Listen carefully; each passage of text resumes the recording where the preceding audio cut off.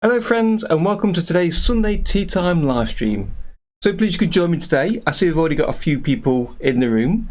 Hi there Kronos, glad you could join us. And hello again Maria, glad you could make it as well.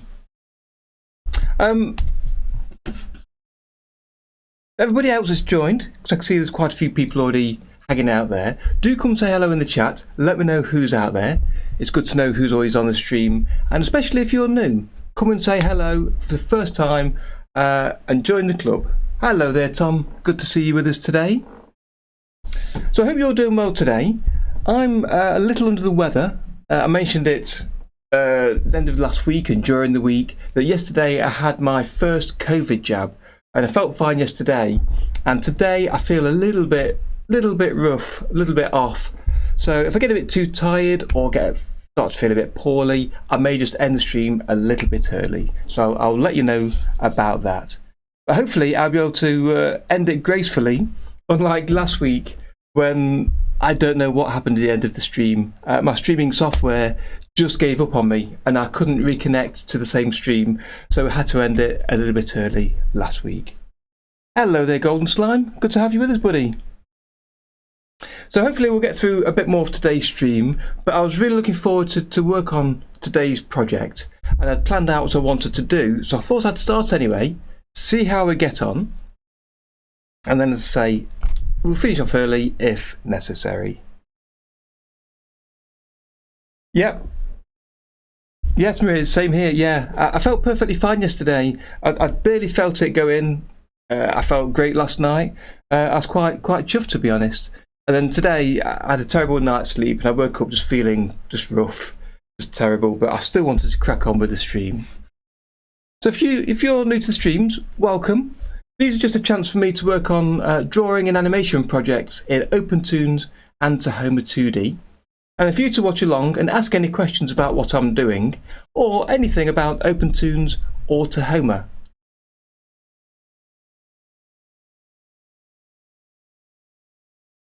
And as you've seen from the title, I'll be continuing with the kitchen animation that I'll use during these streams that I started last week, but more on the details of that shortly.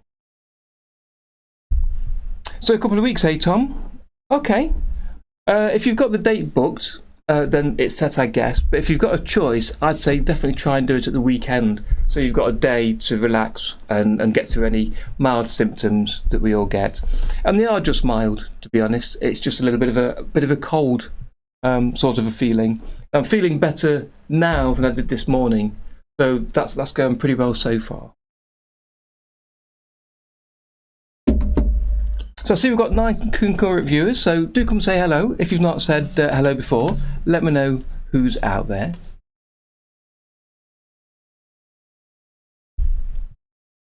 It is always good to know who's on the streams and who's returning each week or a new viewer, and also where you came across the channel or across the stream.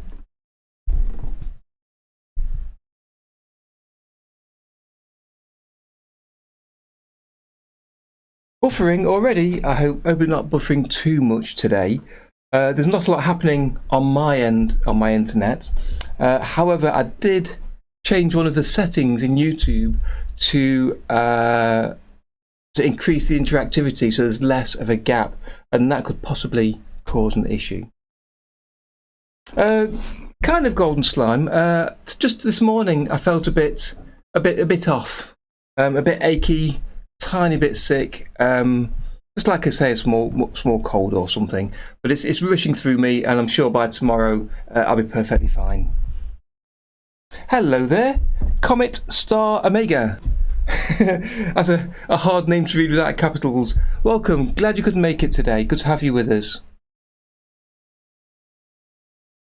So while everyone's settling in, should we jump on and see what we worked on last week?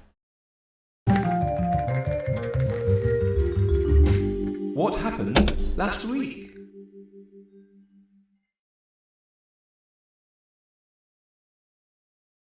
Okay, so in this room, I want to start to try and share some of your artwork that you've been working on in the previous week, get it highlighted in front of everybody that isn't necessarily on the Discord server or who may have missed it. So I've got a few pieces over here and then one up at the top there. So thank you for sharing those. And if you're working on any piece of art or animation, please do share it on the Discord server. It's always good to see what everybody's working on. And there's a few more pieces of art that we'll see a little later when we go down to the kitchen, which is kind of what it's there for. But what have I been working on last week?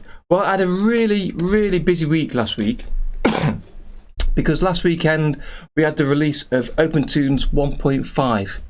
And I had looked through at what features I wanted to present and worked on a rough script. So last weekend, unfortunately, I was so busy I couldn't get it recorded until Monday, Tuesday.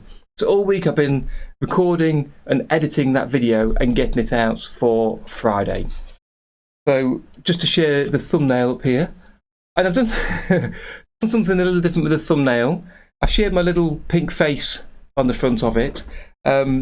I was trying to decide quite what I wanted to have on the thumbnail, and there's not a lot to put in there, to be honest, apart from the program itself and a couple of words to mention 1.5. So you see this a lot on YouTube. I thought I'd throw my little face on and see how that goes.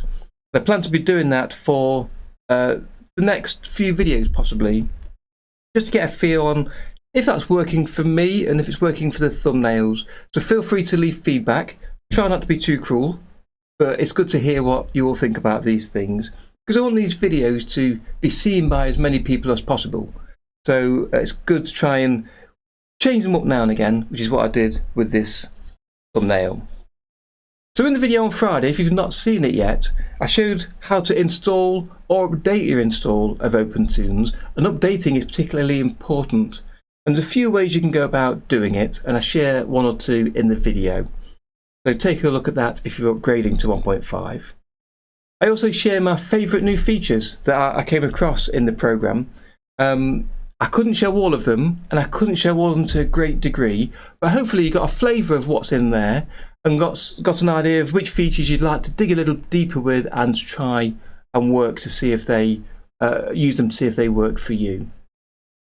And then towards the end, I also mentioned about some tablet issues some people may have, because the version of Qt, which is part of the program that's used for the interface, has been updated. And that means you might need to change some of your settings either on your tablet's driver or in OpenToonz. So I show those.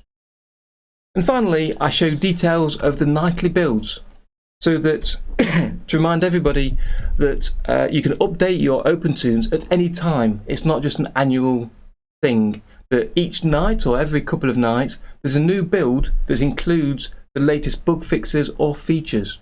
So if you keep an eye on the Nightly Builds webpage, you can see what's being added, ready for the next release, and you can choose to download it and again upgrade as I show in this video. So please do keep using the Nightly Builds, because there will be bug fixes coming, particularly in the next week or two, now the full release is out. So that took up most of my week, but I did find time yesterday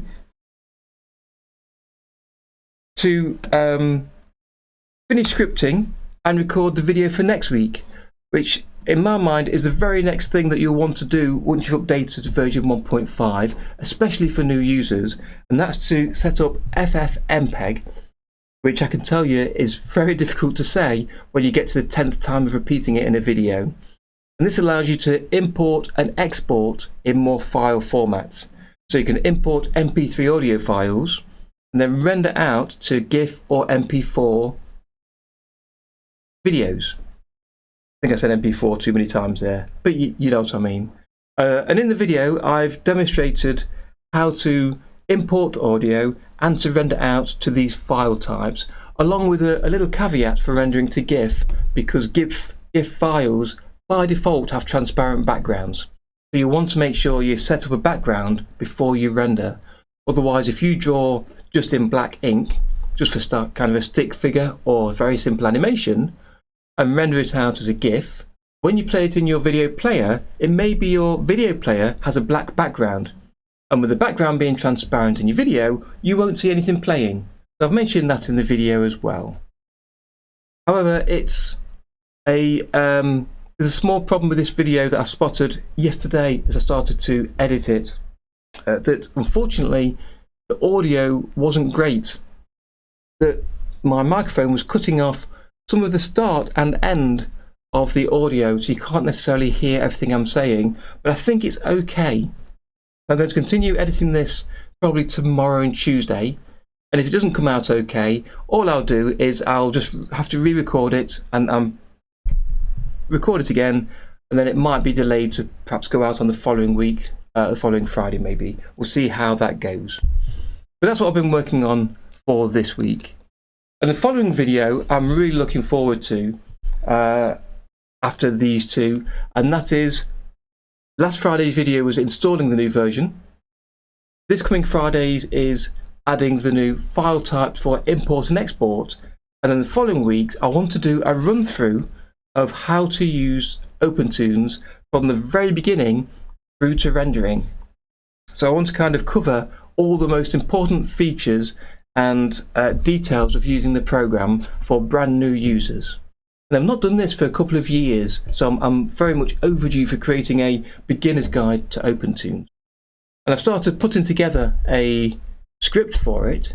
I'm trying to make sure I detail enough of the issues that I see questions about being repeated again and again in various sites on Reddit or Discord, that hopefully if people see the video, they'll be able to get on much, much quicker. So I'm looking forward to getting on with that in a couple of weeks. I need to finish editing this first for Friday and then work on the script, but fingers crossed that'll be ready for the following Friday, and I'm really looking forward to getting that one out there. And again, it'll have my ugly mug on the front, I think, for the thumbnail, and that'll be 3, and then possibly the 4th one after that might be the same, and I'll evaluate how I'm going to do those thumbnails. We'll see how they are.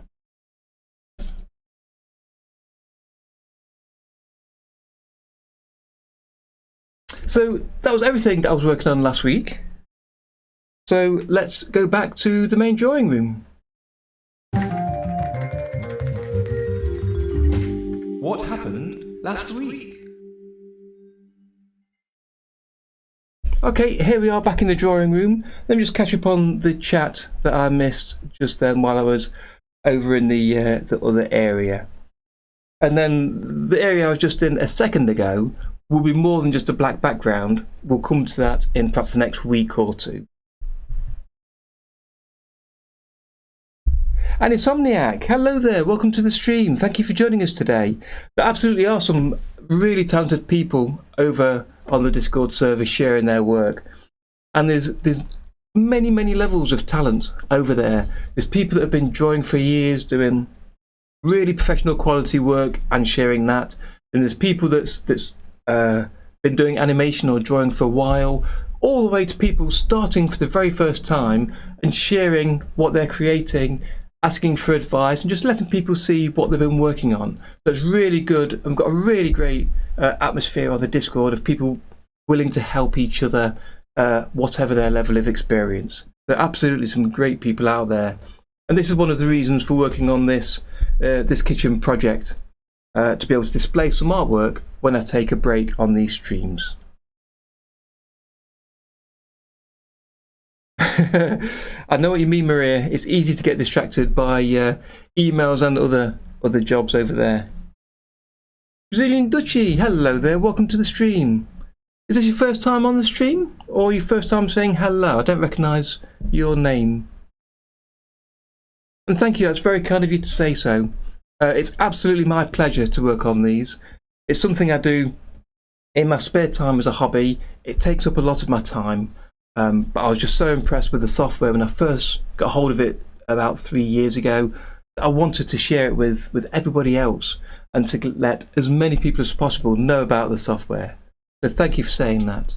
I'm always trying to improve. I know some of my videos are a little bit longer than perhaps they could be.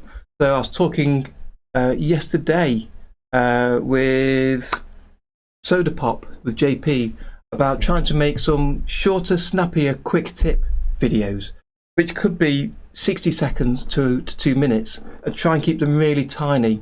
Once I've got through the next set of videos that I want to put out, which are all quite large, I think it'll be useful for newcomers to the program to have a short 2-minute clip of how to edit things on the timeline.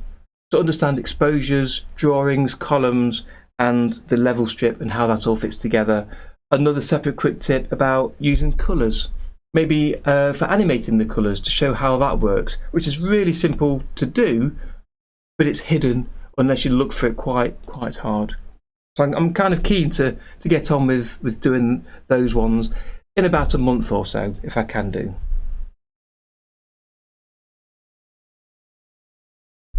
If you've got time, Comets, yeah, to join us on the Discord and to join in the chat. It's great to have you over there. Come on over and let us know what you're up to. Perhaps share some of your drawings or your animations as you start to learn the software. Yeah, it's always great to do. And as you may have noticed, if I've set you up correctly, you'll have a separate section for the course where you can share your animations or just chat with other students on the course. But in the main channels, you can join in with the rest of the public to have a chat, let them know what you're working on, ask for any kind of help. And if I'm not around, there's always somebody not far away that can help. Okay, first time in the live stream. Well, great to have you with us. Hopefully you won't be too disappointed. As I say, the idea is for me to just use these streams on a Sunday to work on some sort of drawing or animation, and for you to watch along, maybe learn a thing or two, offer suggestions, which so far for this little scene I've had so many useful suggestions off people that I've incorporated that I wouldn't have done if I'd worked on it privately. So feel free to offer suggestions. I may not implement all of them, but I love hearing them, and I will certainly add some of them into what we're doing. It's great, and the name Studio Ghibli has really got the word out there about OpenToonz originally. The only issue is when it's first released from open source that it crashed quite often. It wasn't easy to use. There wasn't too many tutorials out there, and again, this was one reason why I wanted to start to share what I was picking up at the very beginning. And if you watch some of my early tutorials, which I don't encourage you to do, they're quite, I don't say they're quite poor, but they're certainly different from what I'm doing these days. I wanted to start to get some information out there of how to do certain things with the software. Okay, so let me just run through the plan for today. It really has come a long way, and version 1.5 actually has brought it a long way forward. Hopefully they'll work on the stability. For me personally, it's been a little bit unstable the past couple of days. I've tried working on a few things, and if I can pin down why it's like that, I'll be back talking with the developers and hopefully getting them to fix any issues that have come up. But at the minute it's still a little less stable than Tahoma, and that's another reason why I'm using Tahoma today. For those that don't know, Tahoma is just a fork of OpenToonz, so it's 99% the same software underneath. It's got almost all the same features. There's one or two extras in Tahoma, and it's presented slightly differently, and I quite like it. So I've got three things I want to work on today for this scene, and this is what you can see is where we got to last week. So the first area is I want to redraw a couple of things. For instance, the kettle, the mug, a few things to do with the oven. I've got a drawer underneath the oven, which is mad. I put the drawer there first when the oven was going to the left, the hob top. Now I've moved the hob over that. It's silly having a drawer, so I'm going to change that. I want to look at a separate thing, which is the fridge and fridge magnets that I believe Maria, you suggested doing last week, and Tom, I know you got involved with quite a lot of the chat about this. Trying to set up the scene in OBS streaming software for today's break time. I kind of realised that having the white squares on the fridge and on the wall are a little bit restrictive to what you can put inside them. So what I was going to do was remove the squares from the front of the fridge, put some fridge magnets on in different columns. So we'd have one column with just two fridge magnets at the very top, then another column with a couple at the top and a couple halfway down, and then render those two out as kind of two separate images as PNG images, so with transparent background everywhere else, and then place those in front of the images in OBS. And it'll all make sense later. You'll understand when you see that later. But that means I can put any size image on the fridge and not have to fit inside these white rectangles. And then the final thing I'd like to get to today is a little bit of animation, but I don't think, to be honest, I'm going to do that today. So I might set up the basics, so extend this from being one frame to lasting for 5 or 10 minutes of recycling animation, ready for setting it up for animating. But I don't know if I'll do some animation necessarily. I've got a couple of thoughts of what I'd like to do initially, and I think from today that'll just about get me to where I can use this properly from next week, and then I'll add to it in my own time away from the streams, or perhaps during the streams I might do the odd little thing if I think it might be interesting to show you.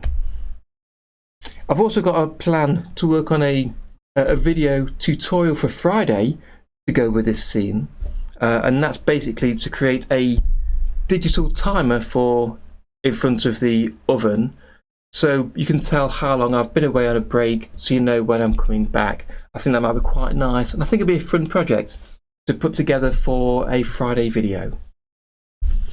So that's kind of the plan for today. So first I want to do some drawing, but before I get to that, I'm going to have a cup of tea. I'm getting a little bit thirsty.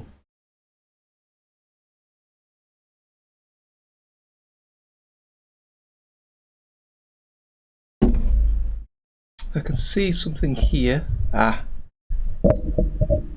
there we go. Took that away.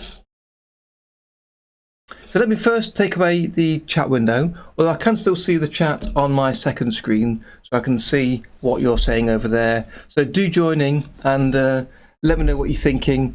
Ask any questions if I'm not being very clear on what I'm doing. Feel free to chat amongst yourselves about what I'm doing today, OpenToonz Tahoma, or whatever's on your mind.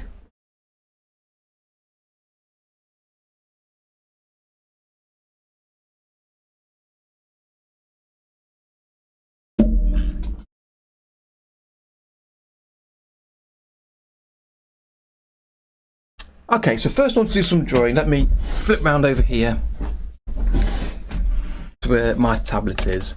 And I do want to work on adding a tablet on the screen to go across here at some point. I think it'd be quite nice as a little cartoony feature for the front there. While I'm also drawing, let me turn on my pop-ups background video with this little fella, which will tell you a little bit about what we're doing on the stream for people that turn up late. Okay, so the first thing I want to do was to redraw the kettle and the cup. That's in the room foreground here. So I just hide all the foreground elements. You can see everything that's in front of the wall and the cabinets inside that subscene. So I'll hit the button here to open the subscene. And now I've got each separate item in its own column. And if I click the button at the far right here, no, this one here, I get to preview what's on the main timeline, which makes it easier to edit things in this time.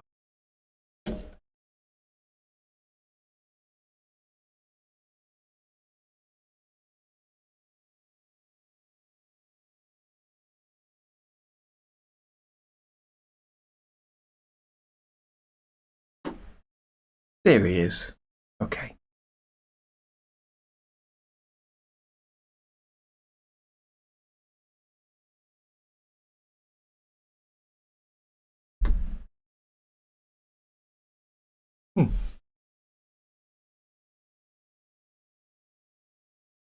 Absolutely, Tom. Thank you. Yes.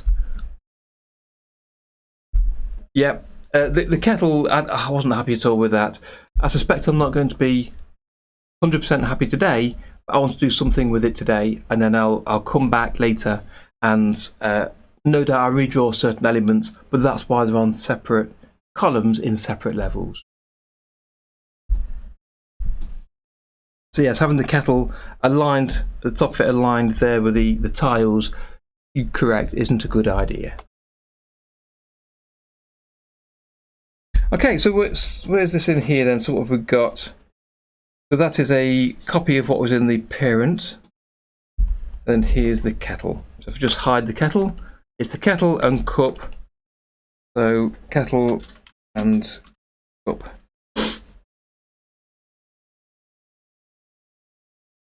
Hit save before we start. Yeah, it looks kind of flattened, doesn't it? For some reason. I don't know how that happened.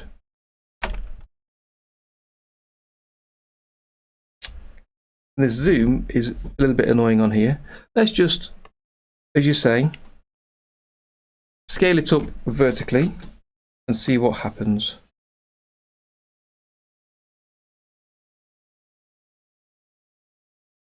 And I must remember to go a little bit slower with the drawing today, because all of my streaming software running in the background and overlays and what have you else slows it down, so I need to be careful that goes slow enough to do what I need to do.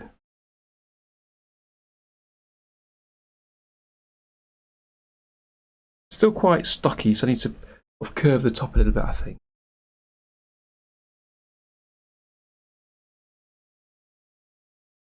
I've got an issue at the minute. I don't know if it's my tablet driver, that I keep getting spurious clicks on screen even though I'm not clicking on screen, which is a little bit strange because I've not updated Tahoma. My driver's been the same for the past 3 weeks or so. There we go, it just clicks away. So something's happening. I need to just be careful. Make that even taller so it goes above the line, as you say there, Tom. Just thinking now, if I just move the mouse, we see if it tries moving that. No.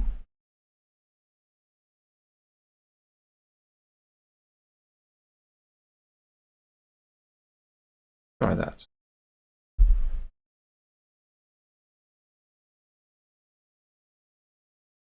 Yeah, possibly, Maria, possibly.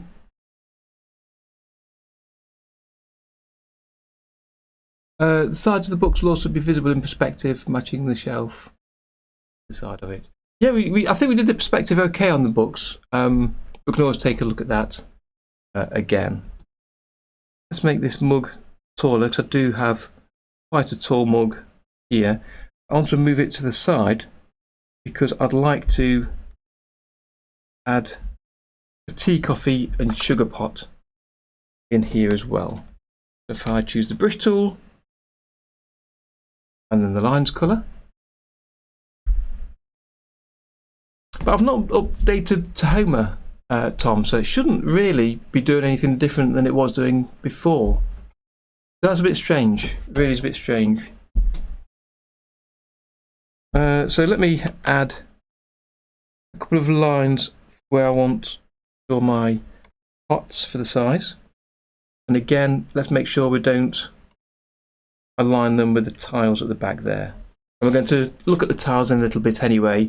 I want to add some extra drawings onto them, because everything at the minute is quite neat, quite a solid colour. I want to add a little bit of front cover. Yes, absolutely right. Yes. That's right, Tom. Yeah, we'll look at that for the book. Thank you. I forgot what I was saying now. There we go. Look, we've got some making dots on the screen, but I've not actually touched the screen yet. So I've not updated Tahoma. Maybe it's just my tablet settings. I need to make them a little bit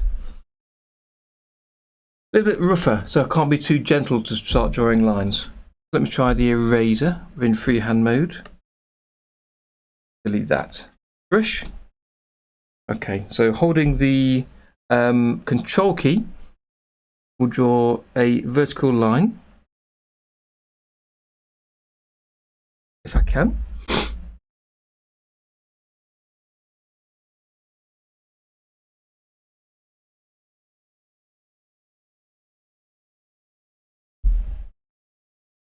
Zoom in a tad.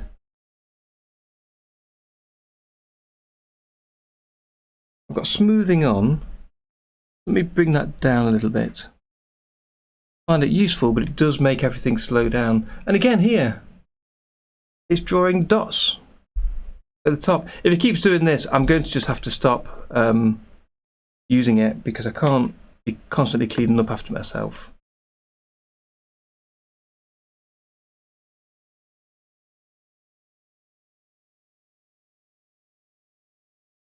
Yes, that's right, Tom. I was, yeah. I'm adding some, just some, so it's not so neat in the background. Everything's a clean, crisp colour.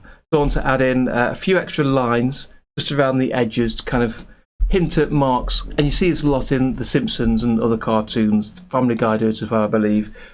I want to add some highlight onto the tiles at the top, where the light's reflecting off them. And perhaps a bit of grungy texture, as you say, using one of the raster brushes over the top.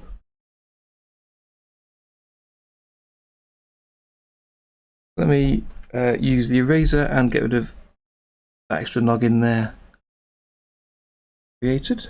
And then the brush tool, it'll let me draw. I'll go mad.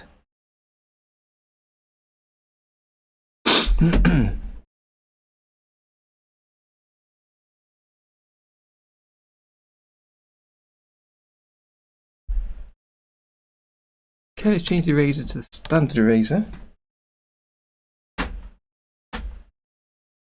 And again, it's added some more lines here. I don't know what's going off with this. Something I'm going to have to get to the bottom of, though. Get rid of this end overlaps.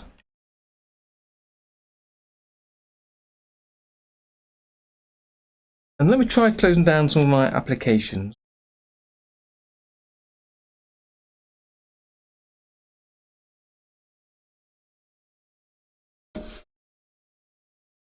See if that helps as well.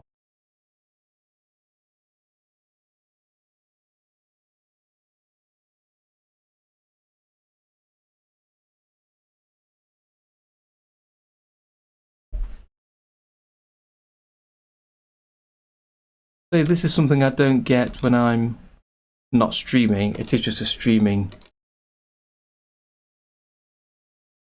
Yeah, I can see I'm looking at my task manager. OBS is using quite a lot there.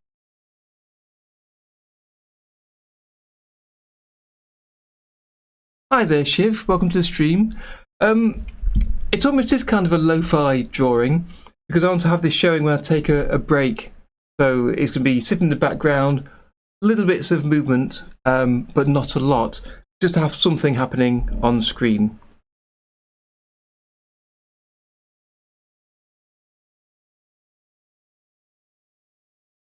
I think actually someone mentioned that last week about the lo-fi girl. It reminded them of that kind of an idea, which isn't far wrong. I'm not got any music playing for it, but it's that kind of a thing. Okay, let's have an. Oh, again, it's erased some more.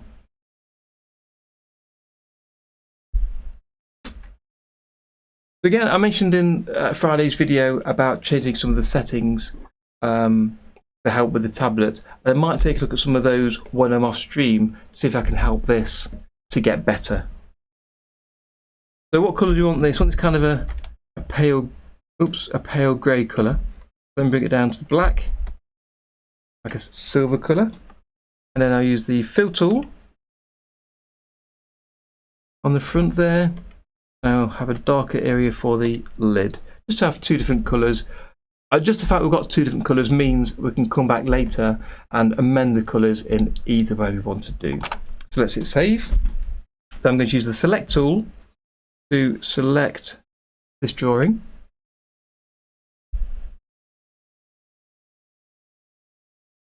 For me too, Tom, I get the same with automatic Windows tasks, and I keep spotting them, and then when I Google what they are, it seems they're tasks that you can't close. They just run in the background for some reason, which is really helpful when you need all of your system resources. But I did put my computer on first thing this morning, like at 8 o'clock, and it's been on all day, so that's, 7 hours before I started. So I'm going to press Control-C, Control-V, and then move this to the right. I'll make that a little bit lighter. Try and get about the same height, but it's not that important. Control C, Control V. I'll take that copy to the right. Click away. Okay, let's make the front a little lighter.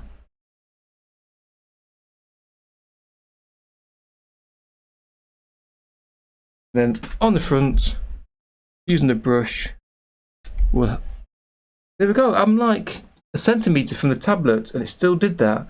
So I need to perhaps look at my settings. Let me just hit save on that first. Hi there, Nexi. Welcome to the stream. Glad you made it. Good to have you with us. And thank you for all your help last week and your feedback during the stream. It's really good to have you with us, suggesting ideas. So it was great to have you with us last week, and I'm so pleased you joined us this week. Just opening my tablet settings. Hello there. I can't pronounce your name, I'm afraid, but welcome to the stream. Okay, I've got the tablet settings on the right. Let me bring these over.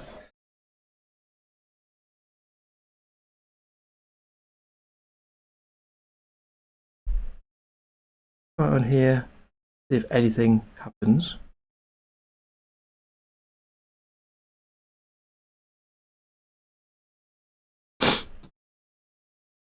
Yeah, nothing until I click. Let me just try in this. Bring it right down there.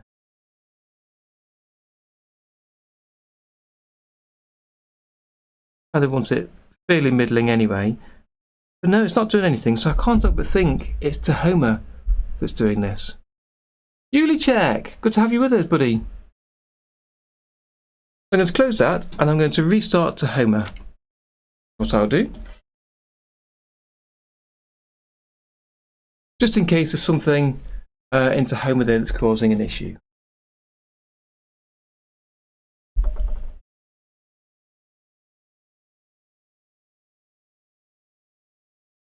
Give it a minute to start up.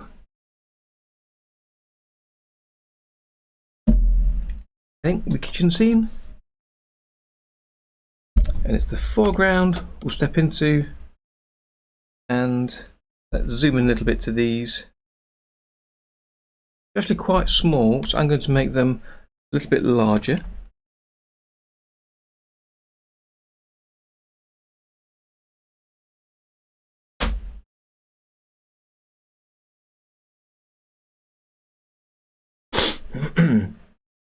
Let me select on the right column first.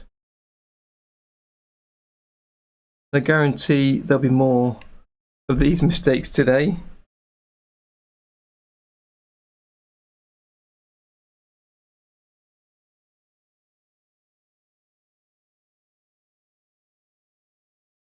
Have you had issues there, Tom, where not all parts of Tahoma are shut down when you restart?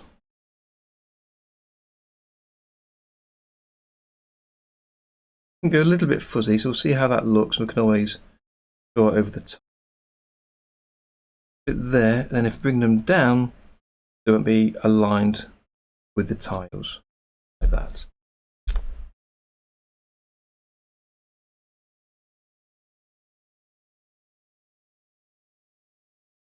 I'll leave them like that, even though they're a bit fuzzy. We can always come back and redraw over them later if necessary.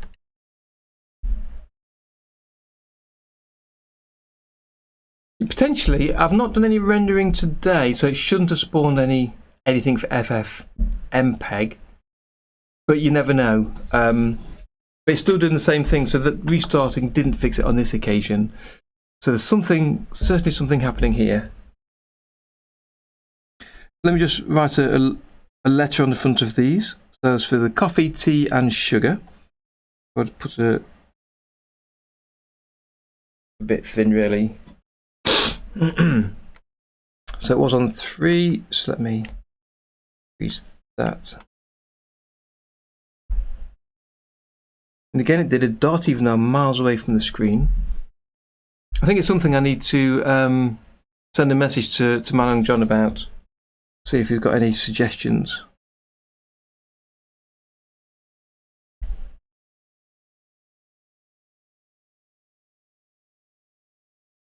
Try a couple of runs at these. Let's see. Try and include the curve. T.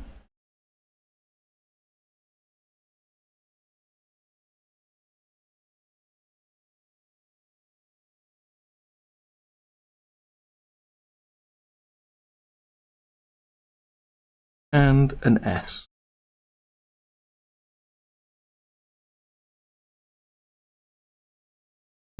And that'll be fine for now. I'm not going to change too much in there.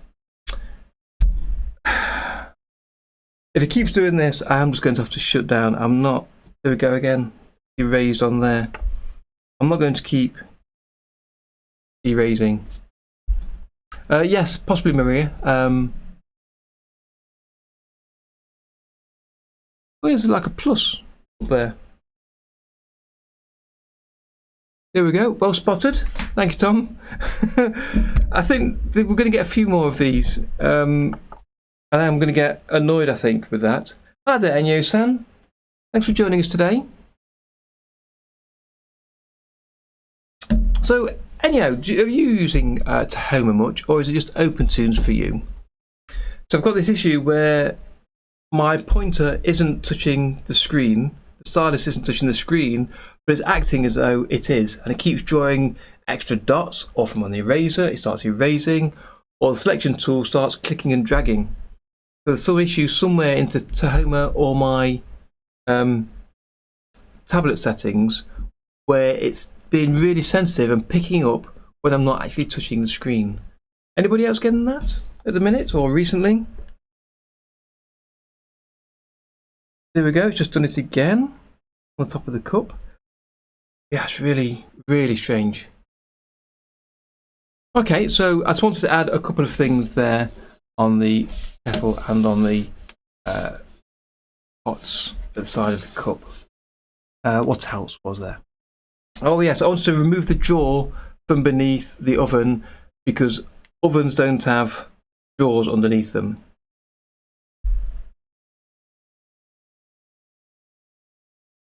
Yeah, there's Windows ink in a couple of places, isn't there? Go to Preferences. I know there is an OpenToonz. I've not looked at these for a while. Tablet settings. So I've got to restart. So let me tick that. And I keep looking for an OK button at the bottom. OK, cancel. It's peculiar adjusting a preference and not pressing OK to apply it. The fact that it's applied from clicking it is so unusual in software. But then that's kind of what OpenToonz is. Let me close that down. So the stylus, okay, let me restart and see how it is now. I have got my spare stylus that I hope is charged over here. I'll see how that looks, if necessary.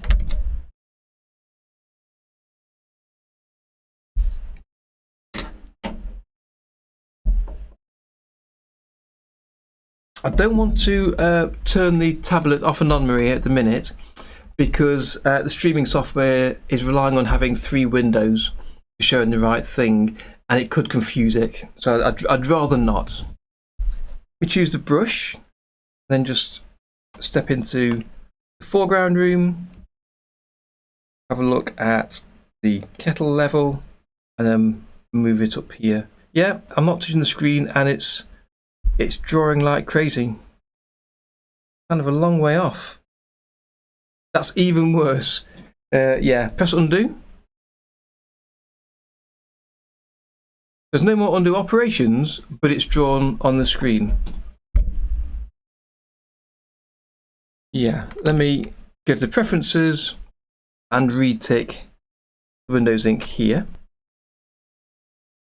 I'm going to restart again, discard those changes, and we'll see what happens with that.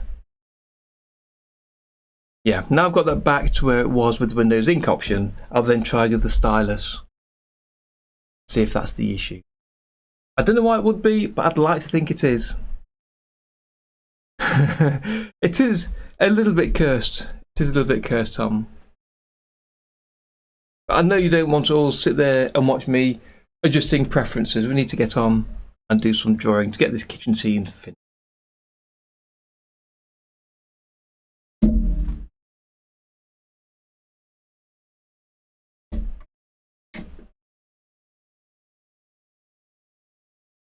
Check that's opening.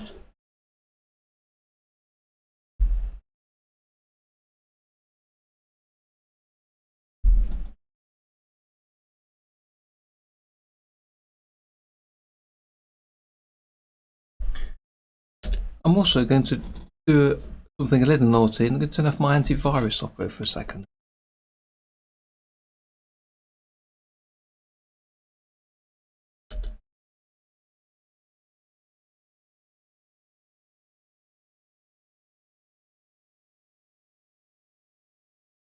Okay.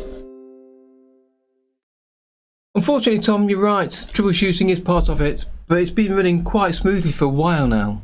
So I would just hope I wouldn't have to do so today. So I'll use the same stylus first to see if I've still got the same issue, and then we'll swap. I hope so, Maria. I don't mind weird, provided it's helpful and we get somewhere with it. Okay, well that dragged it off the bottom of the screen even though I didn't click anything. So let's put that back up here.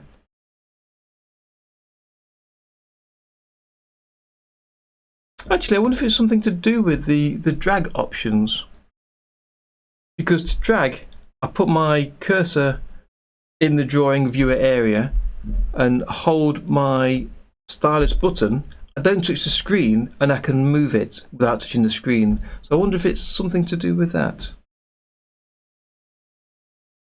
Okay, I'm on the kettle and cup section. Bring on the brush. I'll avoid touching the screen. Quite slow there, struggling to keep up. Try the other stylus. Oh, that drew a line straight away with my other stylus. So I'd say it's definitely not stylus causing the issue. There we go again.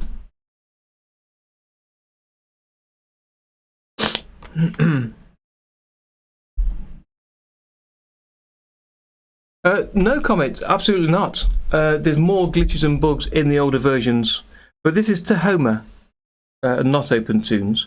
But it's been running really smoothly for me for quite a long time. October, November? Did this version come out? I can't quite remember. It's been going for quite a while. But the newer version of OpenToonz has got lots of bug fixes and lots of new features, so I'd stick with the latest version. Back to the brush. Let me just move around.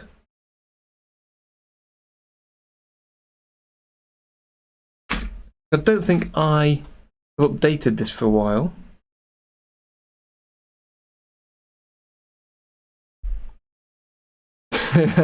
Possibly, maybe I did just cough COVID onto the tablet. Who knows?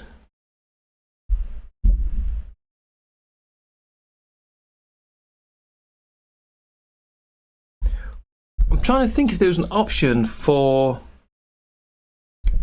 There's an option put in, but I don't know if it's in this version yet or if it's a new one, to do with the quick switch controls for rotate, scale and pan. There's like a timeout for them to help with something. I can't remember which section it's in. I'll just have a look through these.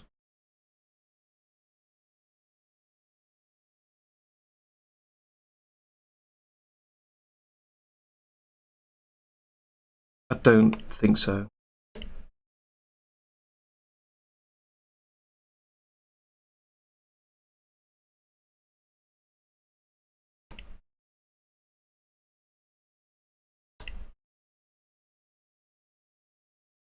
No.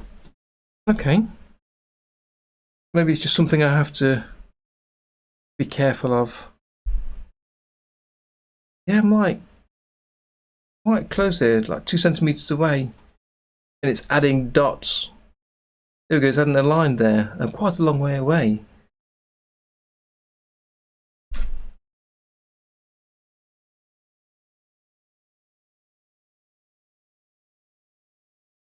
I can't work like that. I really can't.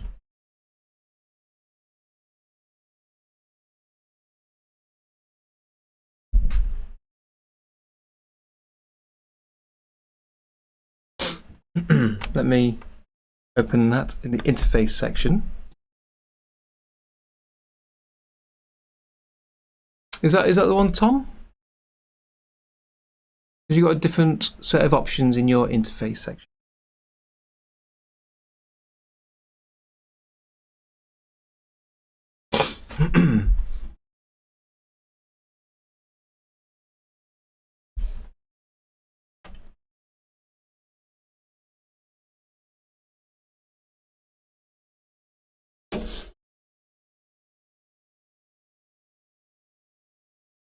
Let me see if I can move this drawer. Well, I'll also just erase the drawer. Let's have a look at in here. So the drawer actually is in the background. Let me hide the foreground. Yep, it's in the background section. So let's step into that subscene. Check, it's in the cupboards and fridge section. So it's in here. So if I use the eraser, for some reason before, when my stylus UliCheck isn't touching the tablet, it's still operating it. So it's drawing or erasing as I'm moving my stylus towards the tablet, which is making it impossible to use. I'm not sure why that's happening now, and it's something I need to perhaps, as I say, ask Manung John, see if he can help with, and have some suggestions with. So eraser, I'm going to use the rectangular option. I can drag over that. Doing only lines, let's do lines and areas. There we go, it drew an extra rectangle. No, I didn't click.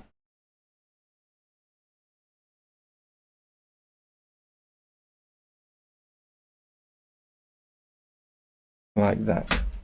And then I'm going to fill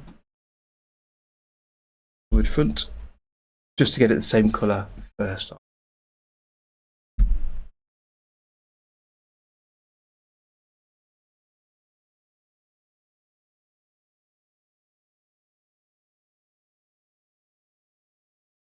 Okay, Maria, what is that a piece of software to test that?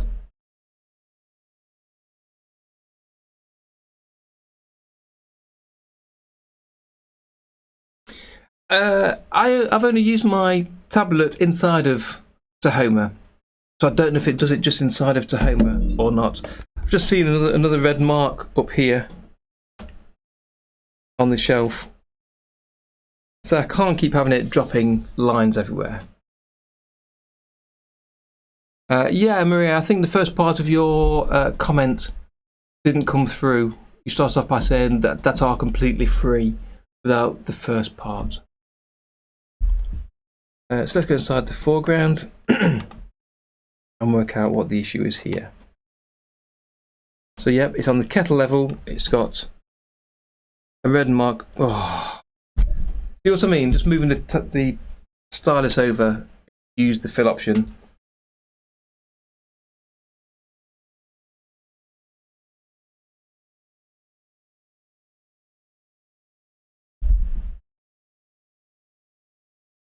Yep, let's give Critter a whirl. In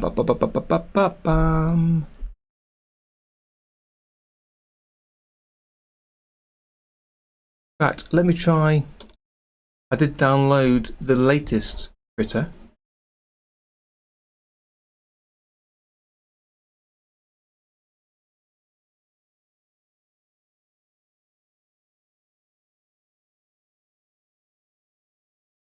Okay. Let me see if I can find my downloaded Critter 2. If I use the latest one, that's going to be much better. So let me go to here, there.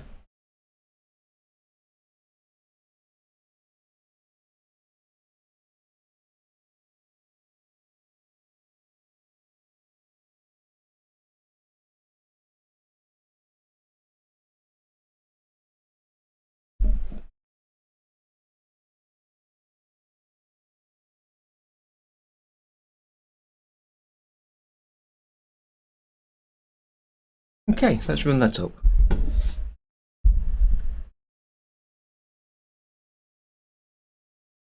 Okay, so that'll be loading up now, Critter, so we'll see how that works, if that does the same thing.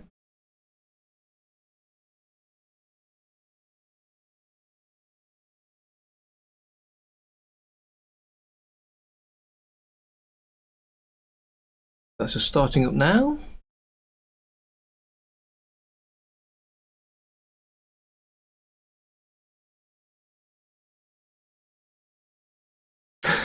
Yeah, or Windows Paint, that would have been quicker to run up, certainly.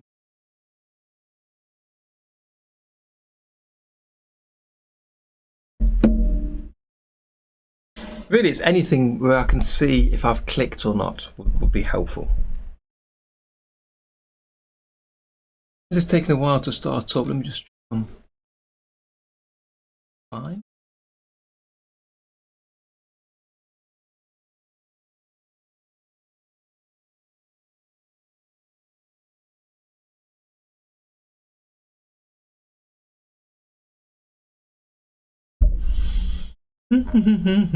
So, how are we all doing today? Anything exciting planned for the rest of your day?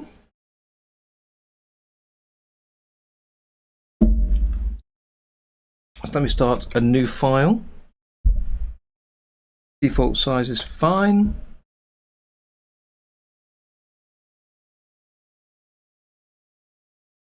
If worst comes to the worst, I could, Maria. But as I say, when I was doing a very simple project without any effects, no plastic tool, no skeleton tool, just a very simple drawing yesterday, OpenToonz crashed, or it just closed, to be honest. I say crashed. It closed half a dozen times as I was working for some reason.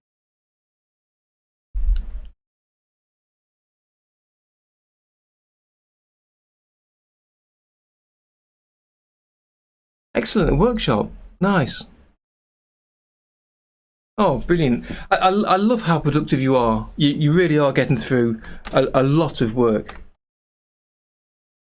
Let's pick a standard sort of brush. Where's the colour selector? I've not used this for a while. Let's pick a nice red colour. And I'm just going to hover over this.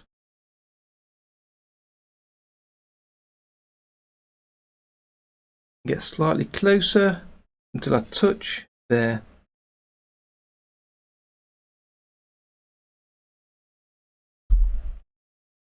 Let me try a different brush.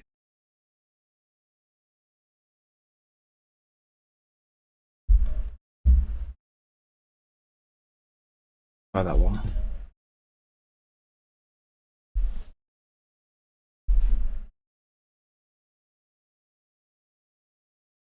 Ah, great. Nexie, lovely. Will you be sharing that on the Discord server, do you think? Okay, does anybody know why I'm not painting? Background, let me add a new level. Ah, there we go. Not that one. Because I turned up my tablet settings to be quite firm. Let me put those back to where they were.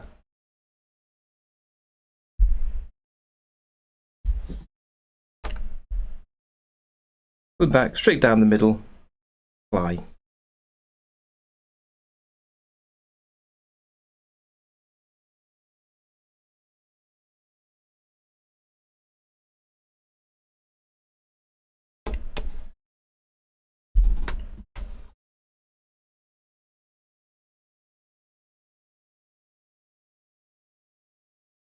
New layer.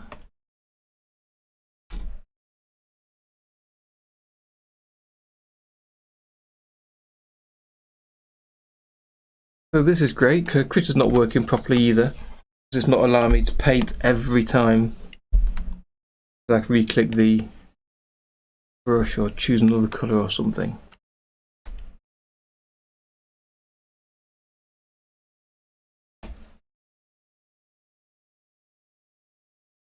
Ah, there we go.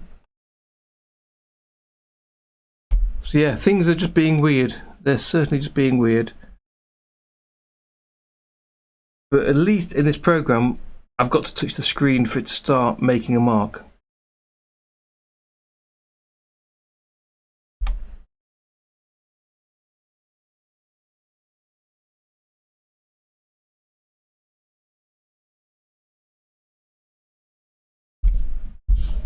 Possibly not, Tom. Possibly not. I'm just looking at my GPU is being used quite a lot. I wonder if it's got something to do with that. Let me go to the settings. Let me just adjust my stream settings a tiny bit. See if that helps. I'll change the output for streaming. Find the size video advanced.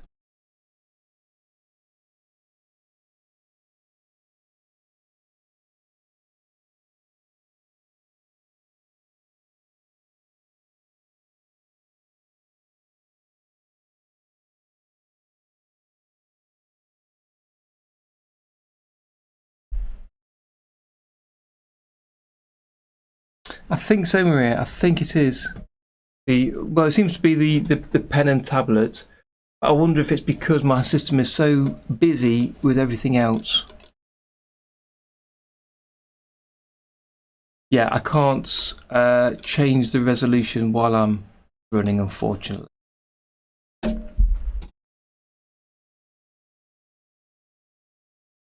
yeah, but in Critter, if I hover over it and move, it's not drawing at all. I'm going to go to Tahoma. On the kettle level, I'm using the red colour and pen.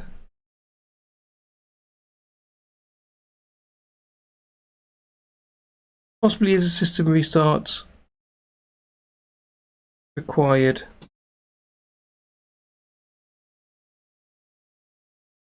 Well, at the minute that's working okay.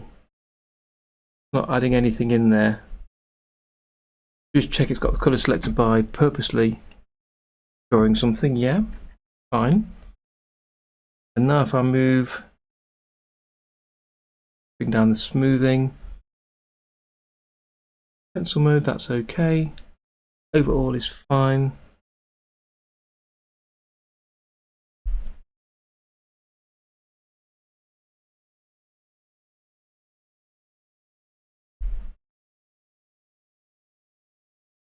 Yeah, the event viewer. So apologies for this, everybody. It's sometimes what you get working with, well, OpenToonz Tahoma and just live streaming, something that will pop up. From time to time, things just sometimes don't work. I'm taking a look at the event viewer, see if that's given me any tips.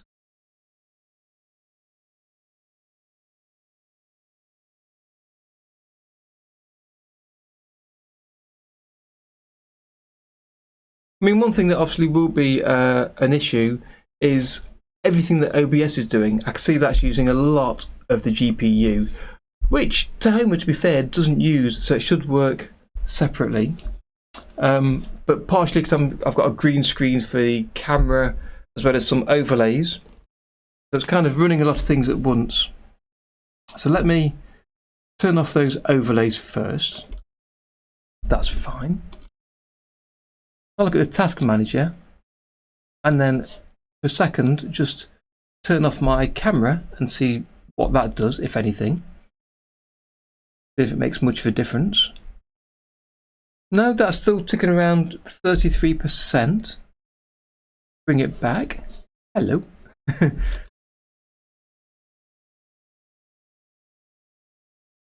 that's going up again now. Let me turn it off again. Yeah, without the camera, it's about 33–34%. With the camera and obviously the green screen, it goes up to 45% or so. So you can see it's using some resources there. I believe I've got plenty of free disk space. I really should have. Let me take a look, just in case I really haven't. Easy to think you have. Let me have a look on that on C drive.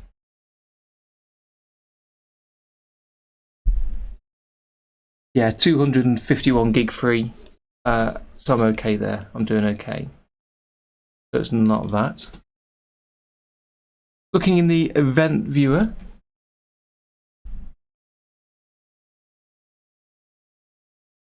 It's just a shame we're here because it's been running quite smoothly, even for these streams over the past few weeks.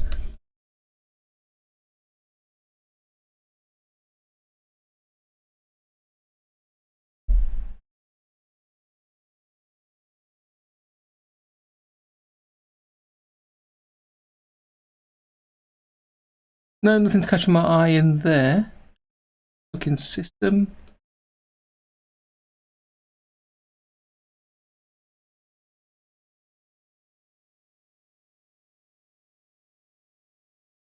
No, I can't really spot anything there, so that's a shame. Let me try again, see how we are with this. Before, when I was just moving the mouse with the pen tool selected, it was putting dots and lines. So that's okay at the second. It is running really slow. I need to go slowly with that. So we'll see how that is in here.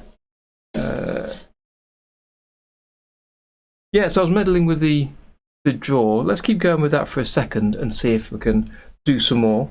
For the front of the oven, we want to add some lines just to... Oh, there we go.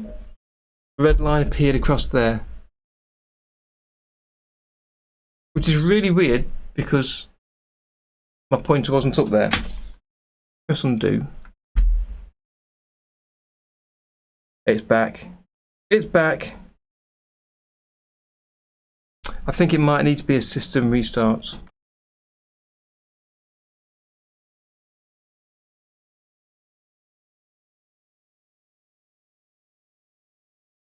Let me just see on this. Add a few lines and see if it works on. So I want to have a space for the clock at the front of here. Be quite large, larger than you'd normally get, like that. I also, oh, there's another one. Keep my hand on the undo button, perhaps, then move the pointer around the outside. Yep, that's okay. Try zooming in down here. Geometry tool. Do a couple of circles or buttons at the side. Use the selection tool to copy that. Then move that to the bottom, so I've got exactly the same size button at the bottom. Yep, and then copy and paste those two. Bring them across to the right. Use the cursor keys to shuffle it down a pixel at a time to try and keep it aligned. Let's hit save. I want to have some colours on there. So I think I need a different colour for the front of this. So let me add a kind of grey colour for this, make it quite dark. Then using the fill tool, let's fill around, oops, these two places if I can. Now that fills right across everything. Turn off auto paint, although that's not an auto paint line colour. So let's use undo the paintbrush tool and see if I can in the area using that.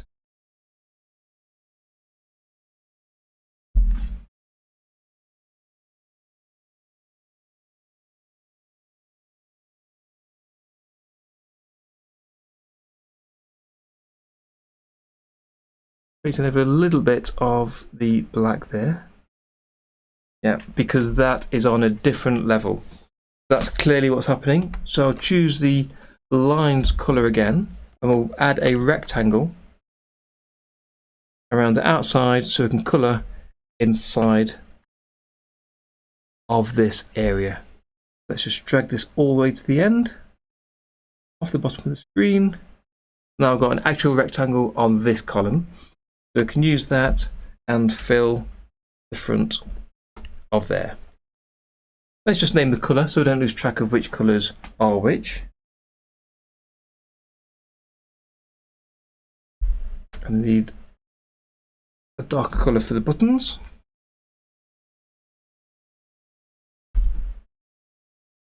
And that'll do for something different that isn't a drawer in front of the oven there. I would like to have another line. Okay, that's erased something.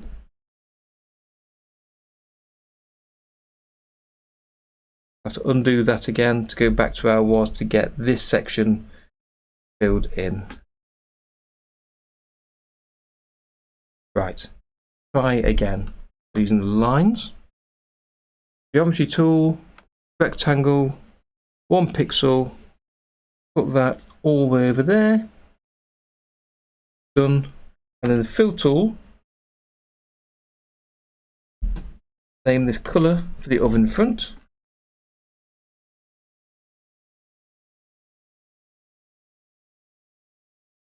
To fill in those other areas. I had dark colour for the buttons.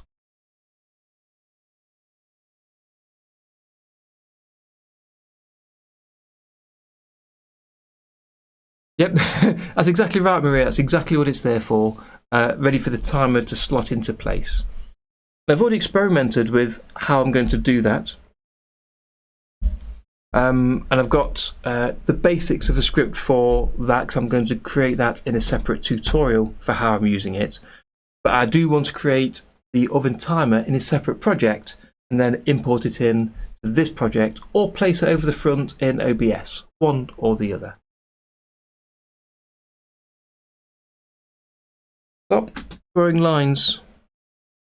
So holding the control key, I want an extra line at the front here. Just to add some thickness to that line. I've not filled in the buttons yet. Let's fill those 4 in. I think actually I use the selection tool to bring this down. It's quite, oops, got the freehand option, quite near the top. Let's bring this down a little bit, about halfway, and then using the oven front colour and the fill tool, let's fill in there, and I use the paintbrush, these little gaps, and hit save.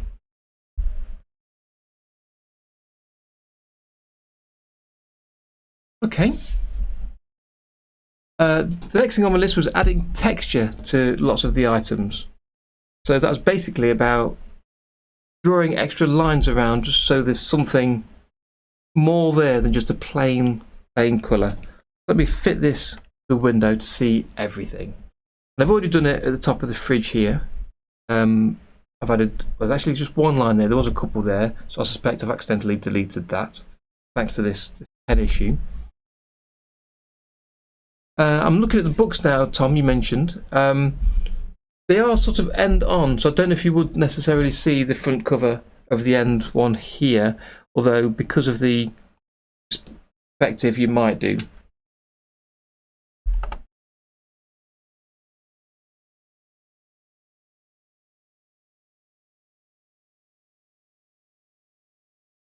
Let me start adding some texture to what I can see here.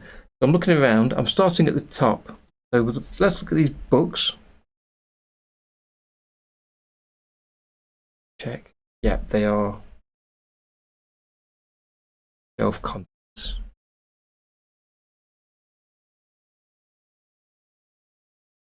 We go to the brush tool. Do we have the perspective options set up?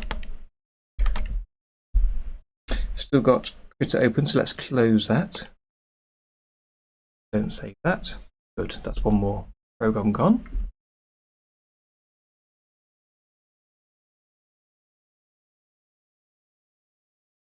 So using the lines colour and the brush tool, let's bring this down. Oh, let's type in a size. So 2 pixels, 2 pixels. So it's just 2 there.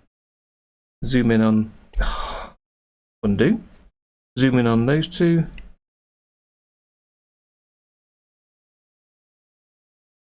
I've got a hue on canvas comet, which up till now has worked really, really well. Today, it's been a bit peculiar, but I don't think it's the tablet. Doesn't appear to be. You undo those 2 marks, and that. If he keeps doing it, I can't be drawing. So holding the Control key, I want to start to add just a few lines in here.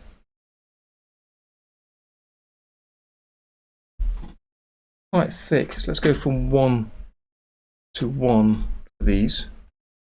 Let's undo those. I've got a dot here again, so let's raise that. And let's go to normal.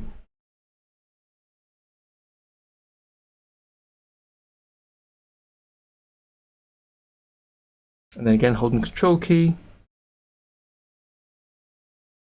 just to add a few lines down here.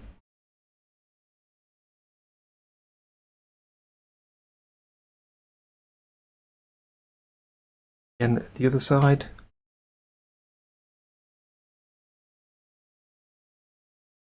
So things aren't quite so plain. All I'm after. And for this pot,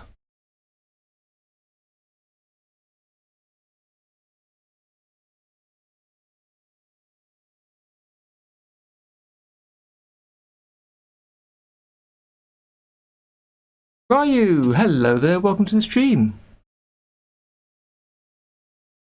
Having a bit of a mare today. Combination of my tablet and Tahoma isn't quite working right. 1 or 2 issues here. But it's drawing lines that I don't want. So that's not ideal. Far from it. I'm just adding some texture to what I've already drawn on here, so things aren't quite so plain.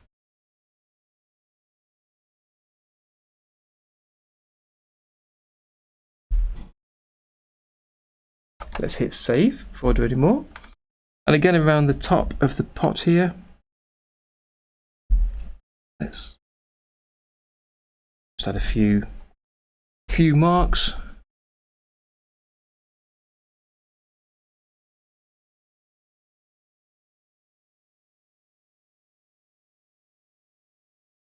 Change the size from 1 to 2, so have a slight bit of variation in the thickness.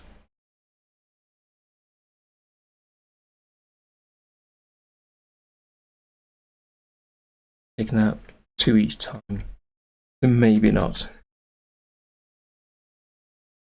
Yeah, so far my Huyon's been excellent. I've had it for a couple of years now, and I've not had a reason to complain. Until today, but I said I don't think it's the tablet. I need to experiment more when I'm offline.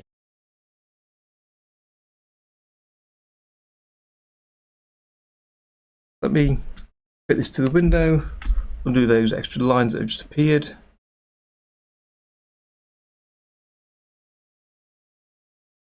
And the eraser, let's take that one out. And using the brush tool, let's add in the front of the book that you mentioned, Tom. If I press this button here, turn on the grid or the vanishing point raise. Yep, I've already added that in there. And then zoom into where the books are. Using the brush tool, holding the Alt key to draw to the vanishing. Made a mark again. Change the size to 2. Hold Alt.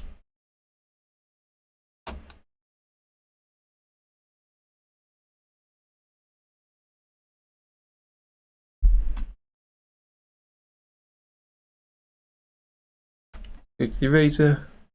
No. Going to erase the book.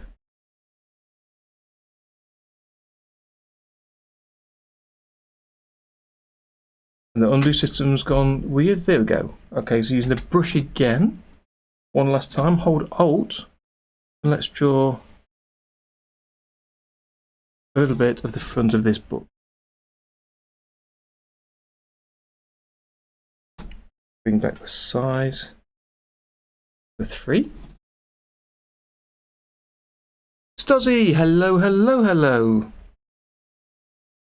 You've caught me on a very annoying day where either my tablet or Tahoma are deciding to draw marks on the screen when I'm not actually drawing. Which isn't much fun, I'm sure you can imagine. And because I'm streaming, everything's going slow anyway.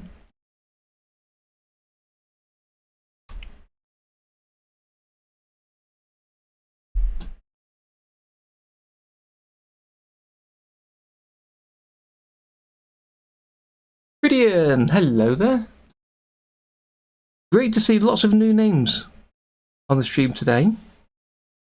Just a shame I'm struggling a little bit with what I'm trying to do.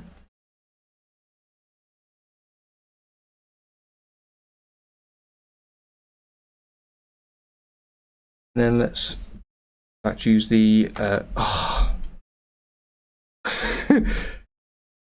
colour picker there to pick the style picker to pick the style, and then fill the front of the book with the same colour if I can. And it should be the shelf contents. Yeah, it's because I've not got a line across the bottom. Change this to be under all. Draw a line under there. And then if I fill at the top, that will fill nicely.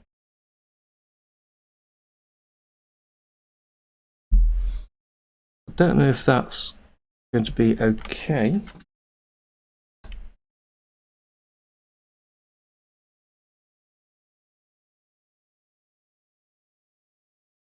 I don't know if it's a tablet or if it's Tahoma that's playing up today, or a combination, or something else that I've not considered. Something certainly is. It's not something I've had before. I don't know what's happening here. Let me just few marks there.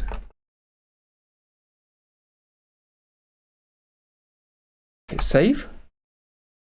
Got a mark down here. Let's press the erase key and get rid of that. Fit to window. And there's another line yet again at the top.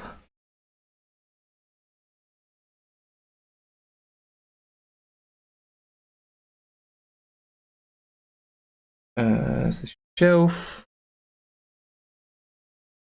Add something onto there again, just to give it some some texture a little bit. Choose the brush. Let's turn off that grid. Vanishing point rays, but don't need those. A sip of my tea. But if it was easy to restart the stream, I would probably restart the computer, give me 15 minutes and then start up again. But setting off a new stream is a bit trickier to do to set up, especially being we're on Twitch and on YouTube.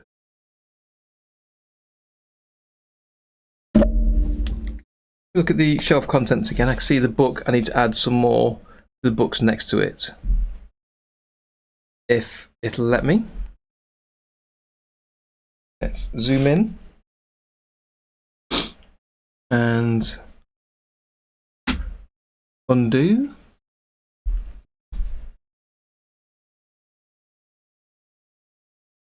Actually, there was a Windows update very recently. Yes, that is something that's changed, Tom. You're right. I've not reconnected the tablet to a different port. It's still connected through to the same as I've always used. I've got a USB port switcher that I use for my personal computer and work computer, and the tablet hasn't changed, but the Windows update may have affected something. Yes, Brazilian, I'm on Twitch as well. So if you catch me over there, I tend to stream on both at the same time, which does cause a little bit of issue sometimes, especially if I need to restart. It's difficult to restart both together. Most people find me on YouTube, but I know one or two have caught me on Twitch as well. Yeah, so I use both. Okay, let me undo that again. Hold the Alt key. Change the pen size to 3. Yeah, I did install the Windows update on Thursday this week. The computer's been turned off and restarted a few times since, so it really shouldn't be that. Famous last words, but it really shouldn't be. But this is, honestly, it's really starting to annoy me now. There's a clear centimetre between the stylus and the tablet.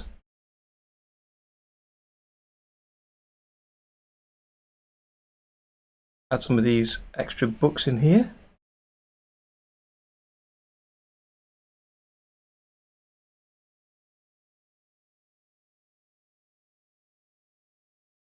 Then holding Control, Shift, sorry, to do the line coming down here. Try and make it follow the original book line.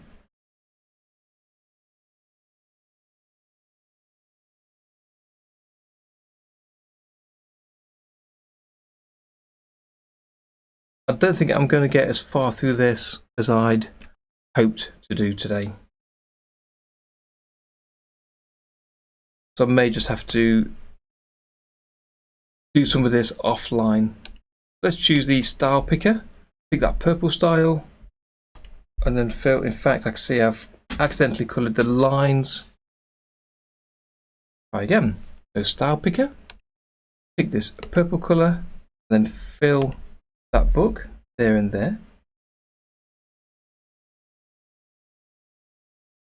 And then the style picker, shortcut key of K, remember that, and then fill and do that. So K, choose that colour, F, fill that colour.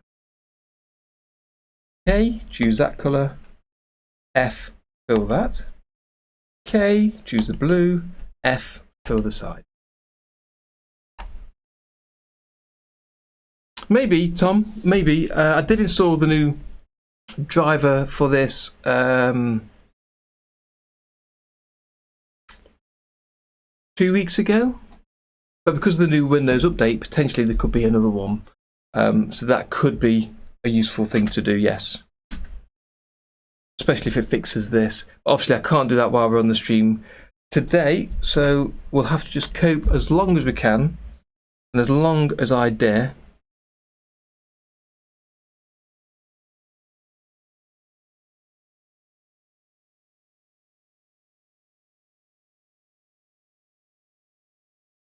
Yes, exactly, Tom. Lots of restarts needed.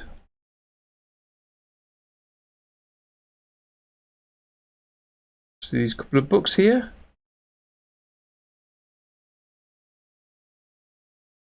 Get rid of some of this nonsense that's appeared.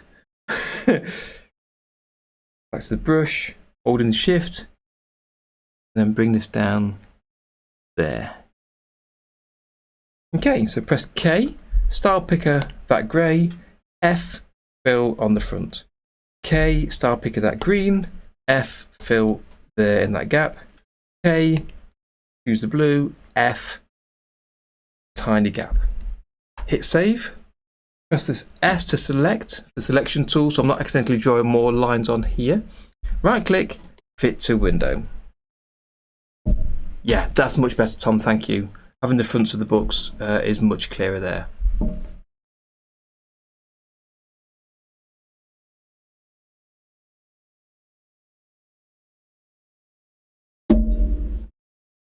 Okay. Then I want to, if it'll let me, add some texture onto the fridge. We'll add another smart raster level, and I'll call this texture. And then we'll use this to apply texture onto multiple items. So I'll add the colour black. Let's change the initial one to red so I don't use that accidentally. Choose the brush tool. Zoom in a little bit. Yeah, so as you say, when the stream's finished, I'll update my driver on the tablet, see what that does. Undo. There we go. Hold Control on size 3. Let's bring it down to 1. 1. And then hold Control and add some lines down here.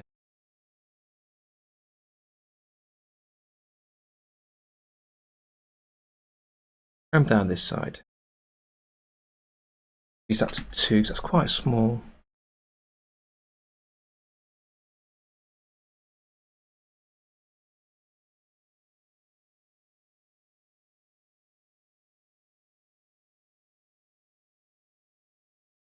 I've wondered about doing that, Comet, about scheduling for YouTube on different days to Twitch. At the minute, really I only have time on a Sunday to stream. I've done a couple of streams during the week and I'd like to do that again. But with making regular YouTube videos each Friday, there's not a lot of time for streaming on other days. So I don't think I could do that at the minute, but I have wondered about doing that. A different schedule for YouTube and Twitch.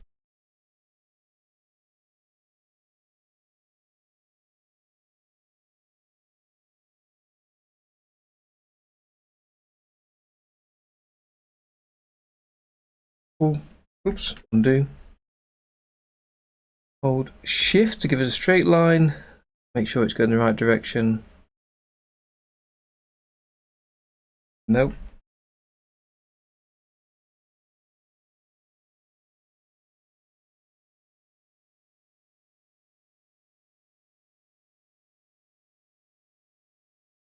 Add a few extra lines in here. Undo that and hit save.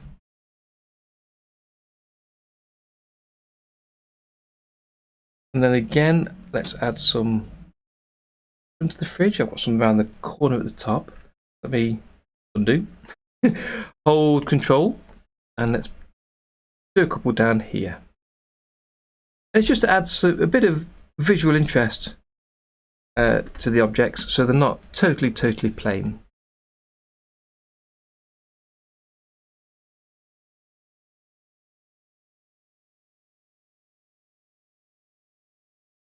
It's fine. Across the front here we'll have some more. Undo, undo. So holding the undo. Holding the Control key. Marks down here and down the side.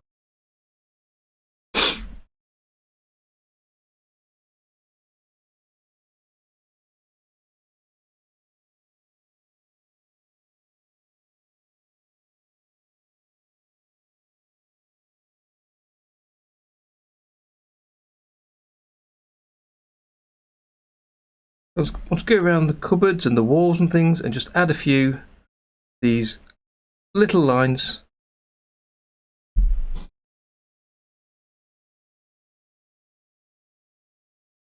Just to show some wear and tear.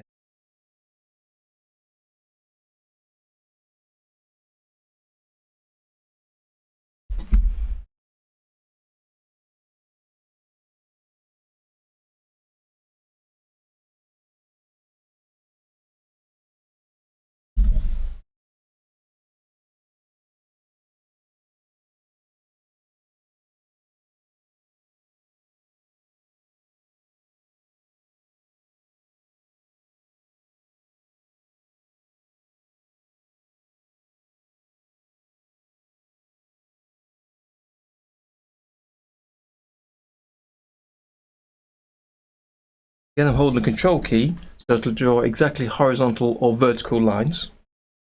But it also draws lines at 15-degree angles. So instead of being totally vertical, if you go off a little bit, it might catch the next 15-degree angle. So you've got to be careful that you are actually doing the horizontal and vertical lines.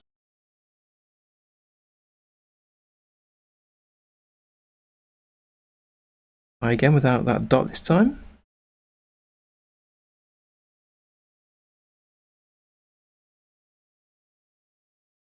I'm not going to draw here, this will be for a cupboard, so again let's just add some extra lines here.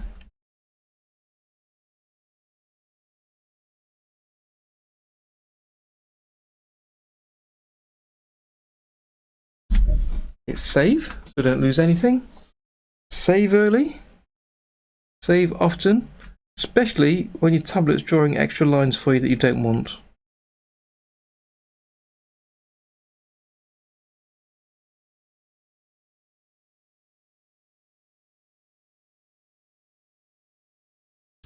And again on the worktop, I hold the Alt key, that should move the lines along the perspective line.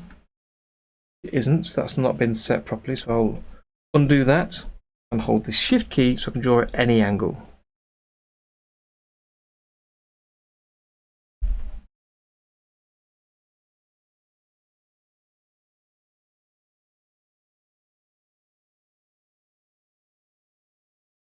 I think in a second I'm going to take a short break because I believe Mrs. T's arrived back from her walk. So I'll go down and say hello just before we finish off in here. Let me add a long line all the way across.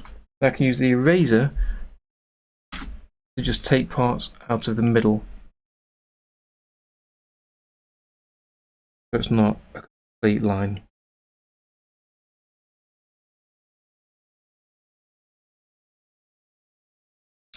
Again at the back, undo, Control key.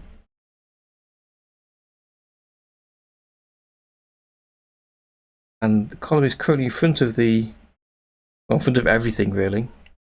But I'll move that down, hit save, behind kettle and cup there.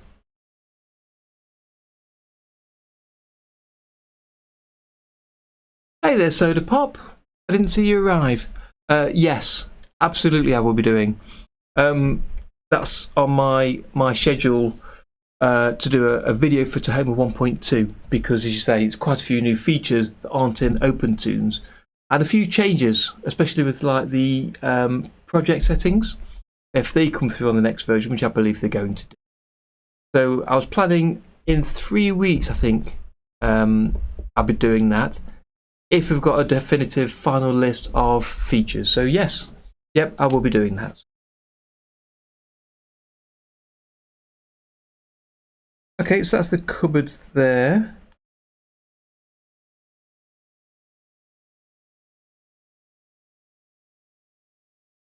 If I hide that, I thought so. The kettle and cup, I've got the oven colouring in that column, which is why it hides the extra lines I drew. So I need to move that from there. So I choose the selection tool. I change to the rectangular option. And now click and drag over the oven front. I'll press Ctrl C to copy. I'll hide that column. And then the hob column, that's a different type. I need to paste it into another column somewhere.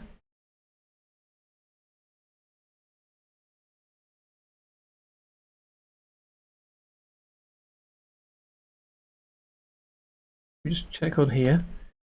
So yeah, if I step out of this subscene and go to the room background, open that up, and if I go to the cupboards and fridge and press Ctrl V, that'll paste that over the cupboards and fridge column. And if I close that subscene, hi there, Casa. Thank you, buddy.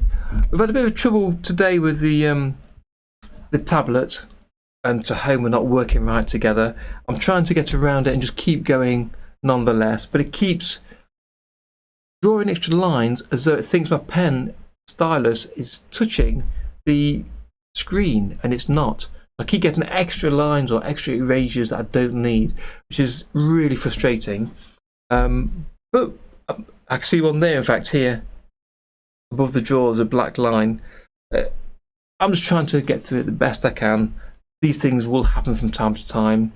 As we've discussed earlier, I'm going to install a new driver, see if there's a newer driver for my tablet, see if that helps. And I'll do that after the stream, so hopefully next time I'll be able to go to a better pace. So let's see where that extra line is. Is it? Yep, it's on the texture column, so I need to use the erase tool and then erase that. That'll be okay. Hit save. And then I had the oven front accidentally on the kettle column. I'm going to highlight all of that and press delete. Right, now I've got the extra texture lines that we drew a second ago. Yeah, I get a little lag on OpenToonz or Tahoma. I get more so on these streams because of the nature of streaming software. But today, something crazy has happened. As Tom said, there's a Windows update last Thursday that went onto the computer, so that could have affected things in some way. Yeah, I've not had a problem with the Huion drivers so far. 3 years I've had this tablet, and this is the first time I've had anything like this. So I'm not blaming Huion just yet, nor am I saying it's not them. So let's add another level here for Smart Raster level, which is going to be for the tiles. So I'd like to add highlights and shadow onto the tiles to give them a bit of a 3D depth. We'll add a new colour, change colour 1, be garish red so I don't accidentally select it. I want a lighter colour for the tiles, so I'm going to use the RGB colour picker and pick the tile colour for that, and then come down lighter. Add another colour, the RGB colour picker, pick the tiles again, and this time let's go darker. And then we'll zoom in.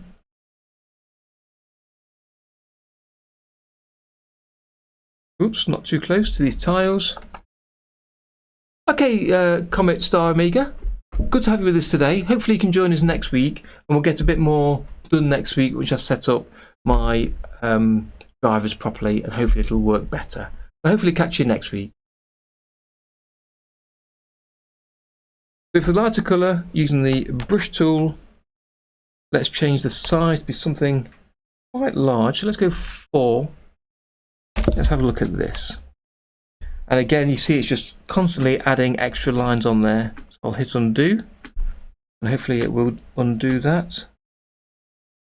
Not seem to do it, so my keyboard shortcuts have gone. I'm trying to change to the eraser by pressing the E button. My system's just not playing ball at all today.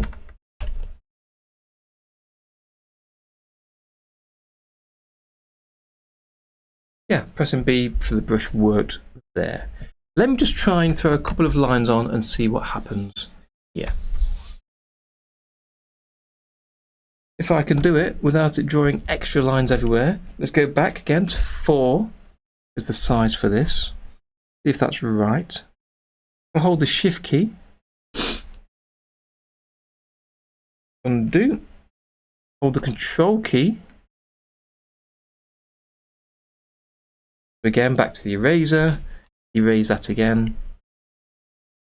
Back to the brush tool. Holding the Control key. Do a highlight across there. One down the right. And we'll keep doing that for a couple, and then we'll adjust the colour. Get it to match. Already, actually it's added another dart. Back to the brush, holding Control to go across. undo. Make sure it fits in between the black lines, and then down. And then I'll choose the darker colour. It's a lot darker, but we'll adjust that in a second. Try going down the left and the bottom.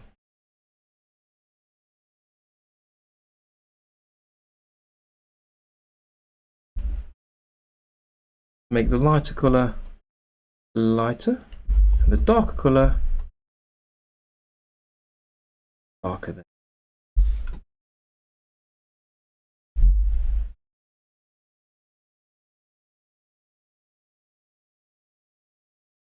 Okay, so erase that. So ideally I think I want these lines behind the black edging, so I should really have it on the same level. So I can draw it behind the black lines. So I'm going to delete that column. I'm not going to use it there. And step out of this scene, subscene, because the tiles I believe are in the background. Yes, so step inside the background scene, and the wall contains those tiles. There's the tile colour. Let's add a colour of tile highlight. Again, naming the columns just keeps it easy to understand which colour is. Turtletooth, hi there, Cridian. Turtletooth has taken a step back from all social media. So he's come off the Discord channels, as you say, he's closed down his YouTube channel, Facebook, Twitter, that kind of thing. And it's taken some time out, I think, to deal with, work on his own things in his own spare time, as well as to work on his profession of teaching. So hopefully he'll come back at some other point later this year, I'd hope.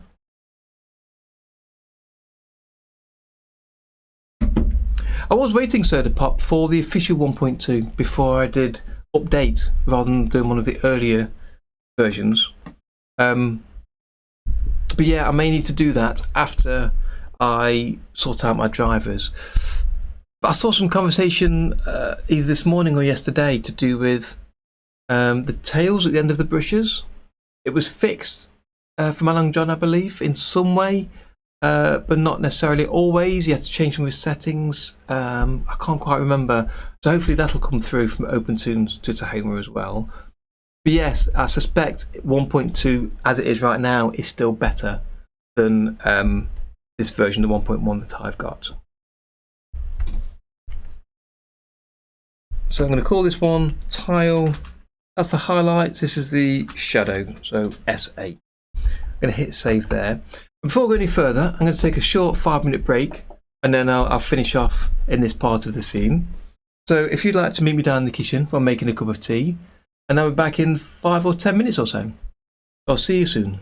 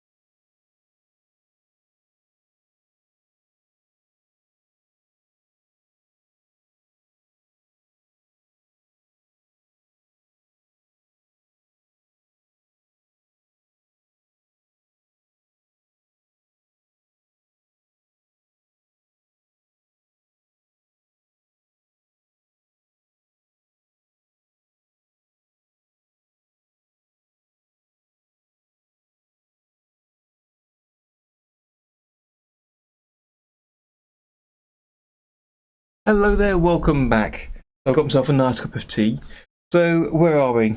I was on the wall level, about to add some colour to the tiles. So let's make the highlight colour lighter and the shadow colour darker. See how that affects things. So let's see if we can add this in here first. Let me zoom out a little bit. Perfect, that's on the screen. Then using the brush tool, size is on 4, I'm going to increase that to 5 to go a little bit larger. And hold the control key, we're on under all mode. So that should go behind all of the black lines, let's see. Yep, it's across the top, but behind the black lines. And again on the next row. I don't know if that's large enough, we'll just do these and then have a look afterwards. See a dot there. Right, let me make this so much lighter. It's on 22. Let's make it white. And you can see the extra dot. And another one there as I'm pointing. Let's undo. Bring the colour lighter again so I can see exactly where I am. Undo. There's the dot gone. Okay, make that lighter. In the brush mode, stop adding dots.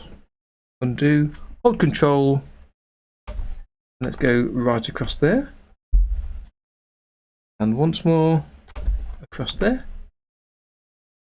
A little low, let's go higher.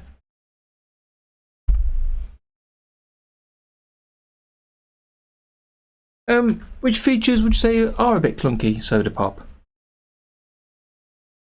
And then to the, is that another dot? Doesn't do that. To the right of these tiles, go down across 3 rows, and I'll delete one of them in a second. Let me take away the other levels so I can see clearly what I'm adding. I really like this, the extra tools on the brush tool, so pressing Shift, Control and Alt. I think they're so simple, it's such a simple addition. I'd love them to go into OpenToonz. Absolutely would love them.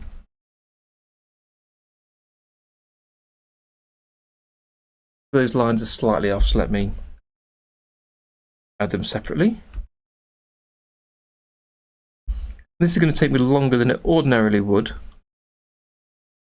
Yeah, I'll do one at a time. Because of this issue with it drawing extra lines.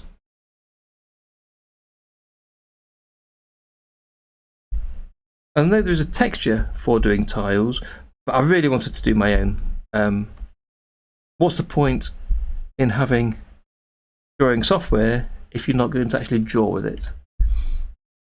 And part of this is to get a good image that I'm going to use. And the other part is a learning experience for me to understand what works and what doesn't work.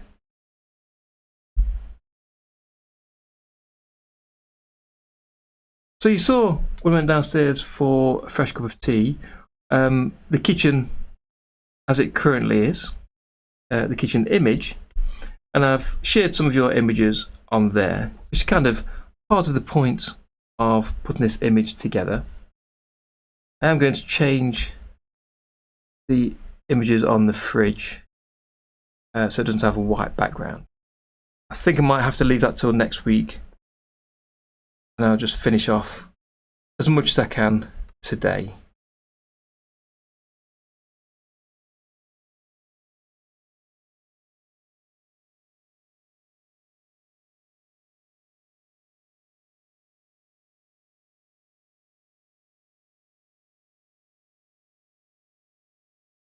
Yeah, thank you, Nexi.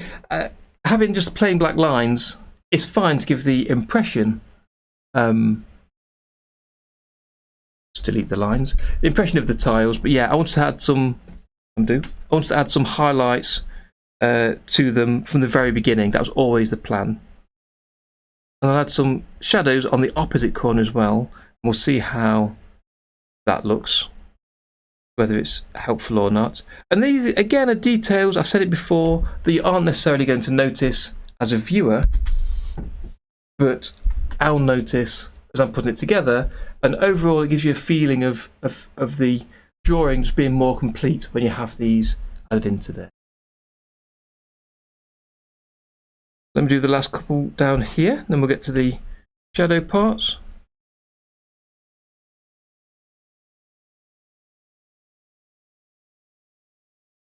See what difference they make. And I'll dial down this highlight a little bit. I think that's everything done there. See, there's a gap down here. Let me zoom in. Yeah, that white line there isn't up to the black, so I'm going to add that in again. Fill that in. I also want to erase part of that line. If I hit undo, use the eraser, get rid of that white line there. I want to get rid of a bit of this black, so let's tick selective and then undo, zoom in and just take out that black, and then the highlight with the brush tool, let's over that. Okay, so let's do the shadow next. I can see some mess here, and I might leave some other mess that I come back to tidy up later, but for now let's just tidy up what I've noticed. Yeah.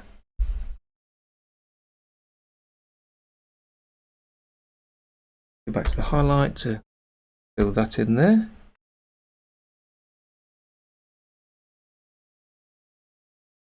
Let me try overall, bring it down to 1 for the front. Okay, so back to underall, size of 4. Go to the shadow. I'll leave the highlight still very bright. Undo because it decided to draw in there. I can see undo again, stop drawing, press the erase tool, and let's see if we can get rid of that.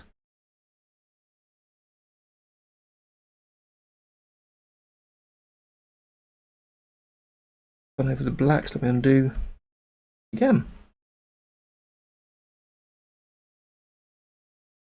Well, we're going to do the shadow anyway. Let me zoom out a little bit. Do the full length. Well, we're not going all the way across, are we, because of the white there. So again, using the brush tool.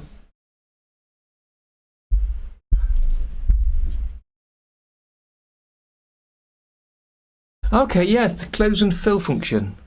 I kind of saw something about that. Is that for the raster levels? I think it's just the standard raster, not the smart raster. Is that right?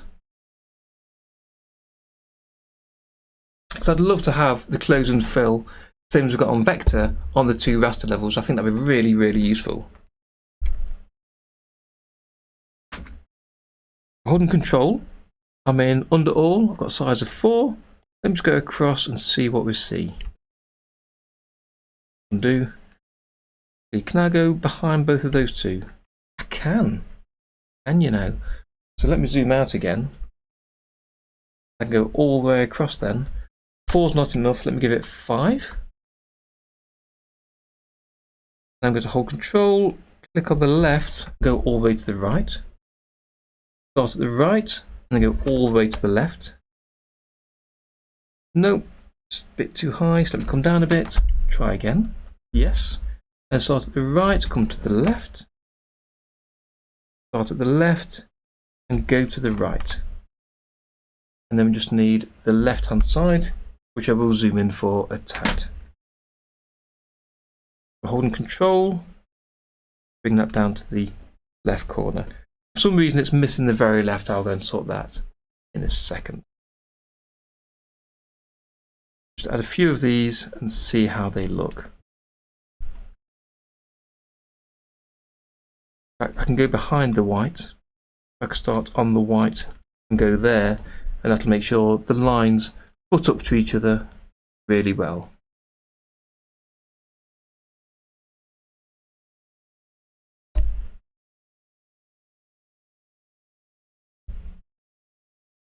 Selective again and try and erase just that colour.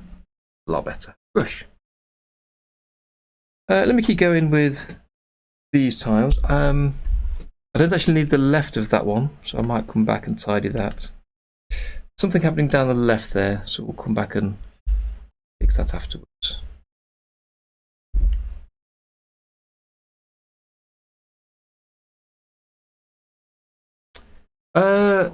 Cridion's asking, is there a brush size palette in Tahoma2D so you don't have to keep inputting a numeric size? There isn't a brush size palette entry for the detail there at the top there. However, there is a set of presets you can add. So you can choose between different presets. So you set up your options on the options toolbar and then hit plus. Then you can give this a name. This can be for lines. And now I can switch between my presets from the default, which changes the size here 1 and 1, to for lines, which is now the size of 5. So you can switch easily using those presets between different sizes. So that's really handy, yes. So great question. Back to the brush tool. So where are we? Here we are. So hold Control and go down.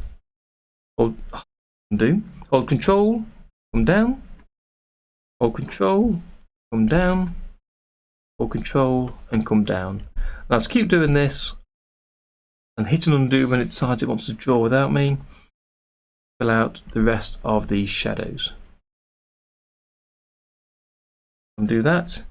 Erase option. Get rid of that line at the top. Brush. Hold Control. That's a little bit undo. A little bit thin, so we'll thicken that up a tad. Let's see where we've got to. So we're down here.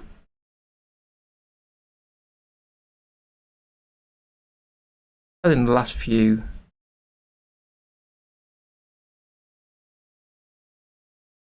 I'll hit save. I don't lose what I've done so far. As we all know, you save early and you save often. And it's still not often enough, but hopefully you've got enough of your drawing saved that you've not lost too much.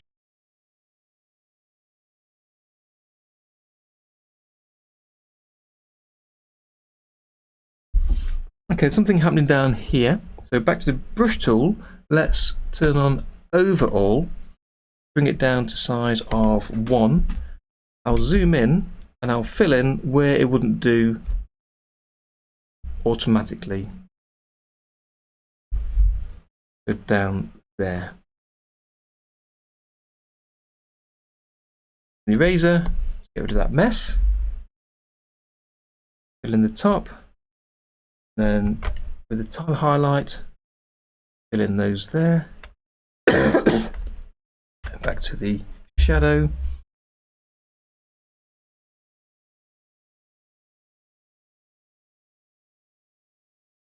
Up there. In fact, filled that in here. I didn't want to do that.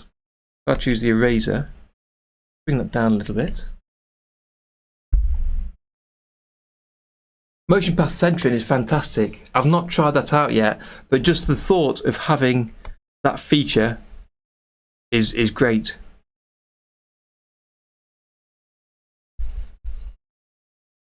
Yes, that'll definitely be in the video. And then let's get the style picker. It's different from the RGB color picker. So this picks the actual style from the palette. So using fill, I can fill in that end line there. Back to the brush. Then let's scroll up and continue to add the shadow on the very left.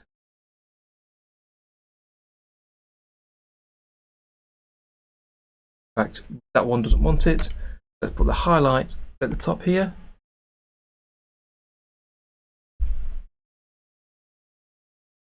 Yeah, I remember, Maria, you you used that in one of your earlier animations. Which is, again, great to see these features being used.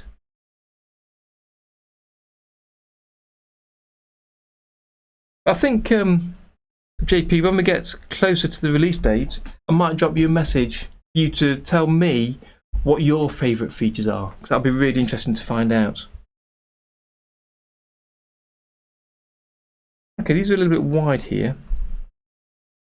So I'm going to use the star picker to pick that yellow colour.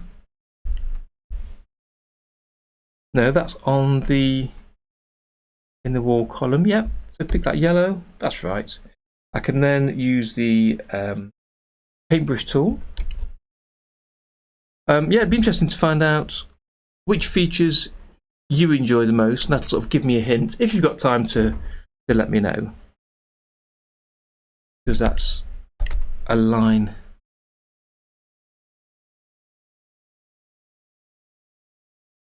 Let's go to the fill tool, and here let's fill the line in one. It's a lot easier. But say hopefully Mal and John will give us a set of release notes so we can see what extra features are in this version.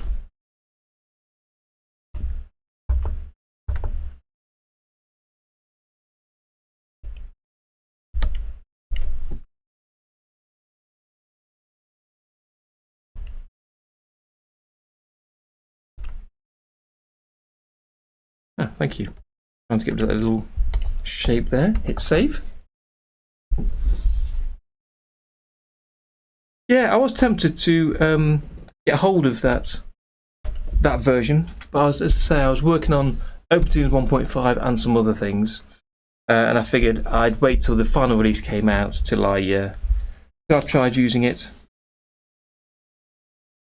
So let's change the preset to be my 4-line setting. So the size goes straight to 5 pixels for the minimum and maximum. In the brush setting, I'm just looking where I've added lines and where I've got up to. And again, holding Control. I'll finish off adding these shadow lines.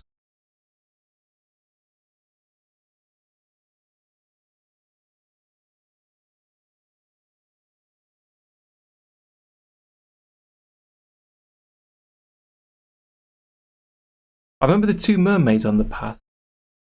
Yeah, I had to too when I was meddling with the path tool for the video I made, and we worked on the stream. That I used, I believe, the select option to select my drawings and place them in the right place in the centre of the screen, centre of the level, which is just not ideal compared to using the centre option of the animation tool.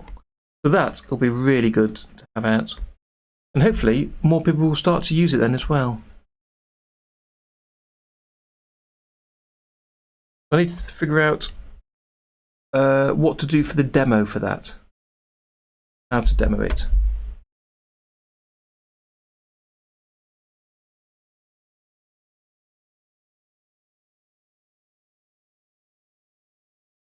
Yes, I'm looking forward to updating my drivers or whatever I need to do to get this working better.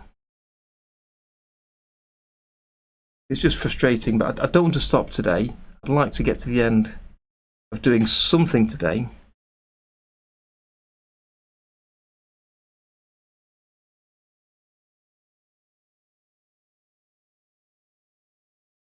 So if I change this to fit to window, let's see if I've missed any. Now I've changed the brightness, the highlight, to be less bright, still visible. And again, the shadow to be less dark, but still visible there. So it gives us a bit more of a 3D feel for it.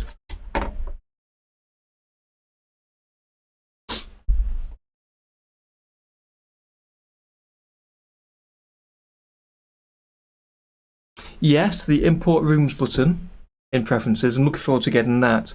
When I was doing the video for the 1.5 and I had to describe about renaming your stuff folder, that seemed like not a great way to do it. Auto lip sync. It's another great feature using the Rhubarb toolkit. Okay, so that's the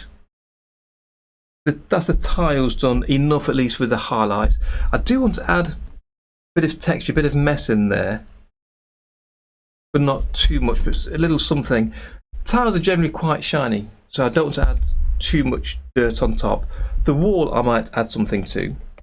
So let me add a standard raster level. Put it in front of everything, and I'll call it texture. And let's choose a raster brush. We hit save first, just in case it decides to crash, and then click on the raster tab. That's right, Soda. Yeah, all of the features just there to make life easier and to make one or two tasks a little bit easier as well. You haven't got to work so manually with them. Let's try the charcoal. Change the colour to be lower alpha. Quite small, let's make it larger. Size we get. Undo. The alpha didn't seem to affect it there. Maybe what I need to do is to drop down the opacity of the column. Yeah, I kind of just want to add a little bit of mess. It's too small.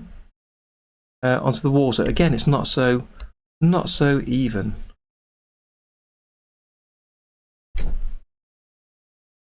Rather than being a black colour, let me change to like a yellow. Let me choose the RGB colour picker. Pick the same colour as the wall. And then from here, I can make it darker, still the same sort of colour. And now, if I paint it on, let's see how that looks.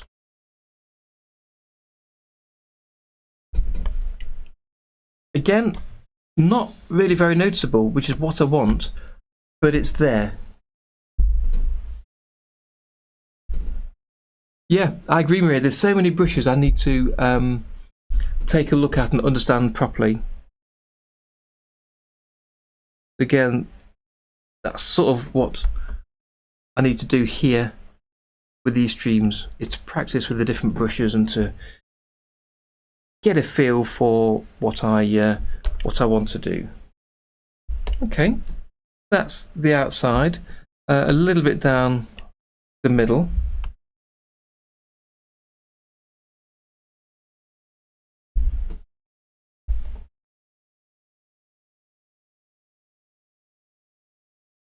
Too much. Let me bring down the transparency a tad more.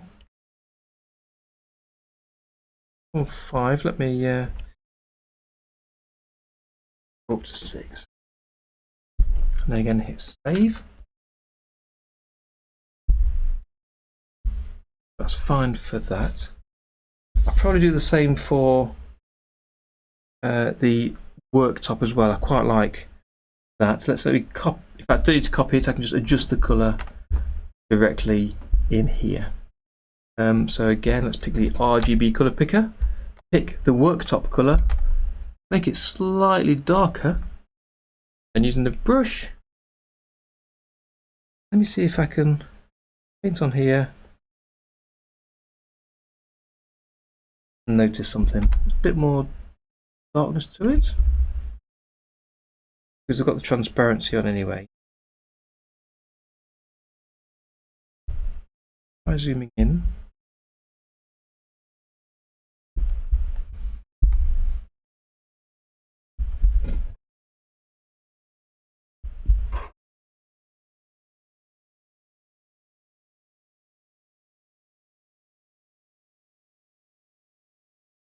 check that that's being applied. If I bring up the transparency, yeah, you can see where it's being applied. So in fact, before going any further, let me choose the paint this over the top a bit more, then I'll erase using the rectangle option. I can neatly erase it up to that line of the tiles there. And then if I use the polyline option, I can do the same here to follow the line of the edge there. And likewise with the rectangle option, let's hit save. I can go up to the edge here. Let me choose a brush in fact and apply a bit more around the edge.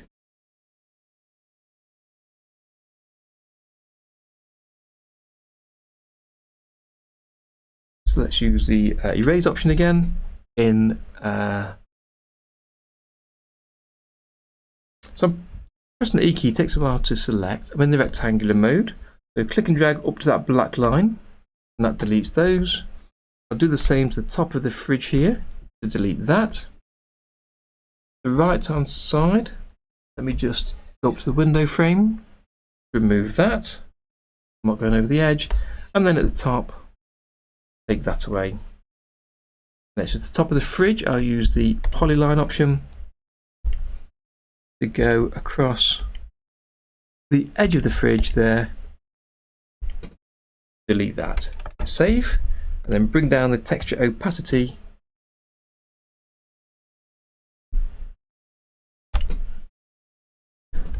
down the size of the brush and add some more right up to the edge.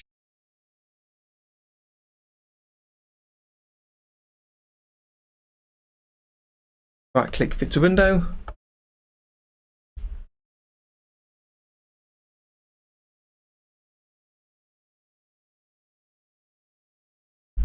Yes, I must give it a go, the new Tahoma, to see how it looks.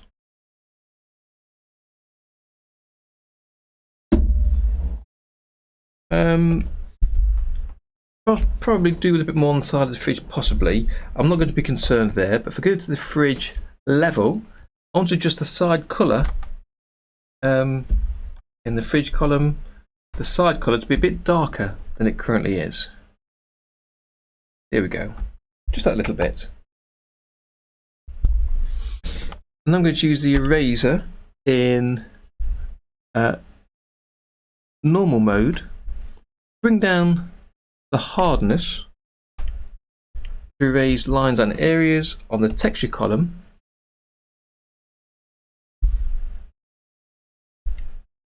In normal mode, sorry, that wasn't the eraser, now we're in the eraser. Bring down the opacity just to take away a little bit of that colour.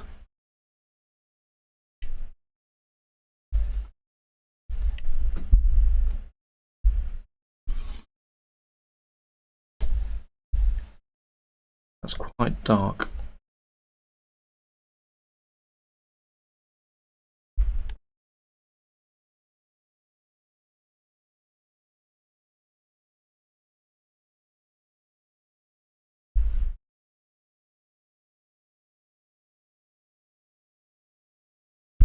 That's right, yeah. So would you actually paint the backgrounds with paint on paper, or are you talking about painting them in like Critter or other programs? There we go, that's fine. Okay, so that is that part. I want to step out of here. Let me go into the room foreground. Oh no, in fact, we can see everything. I was checking we could see everything. So that texture, because it's within a subscene, the transparency isn't used, which is a shame and surprising.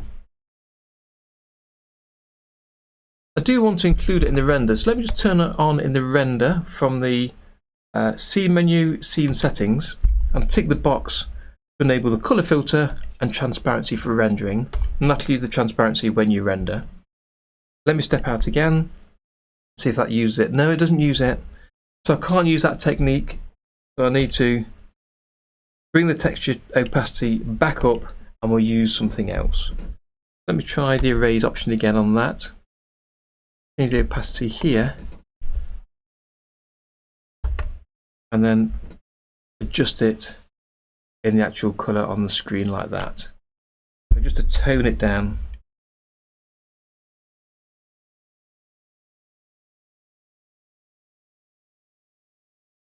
Bring the size a bit smaller. And again, let's bring down the opacity. And then let's try, oops, actually raising some of the colour. It's like many things, there's lots of options and ways to do things in OpenToonz and Tahoma. This is another way to add transparency. Hello there, Shiv. Thank you for joining us from India. Good to have you with us today. So if I step out of here now, I've got the messy background, a bit of a hint of texture without using the transparency option. Are you just joining us, Shiv, or just leaving? I think just joining us.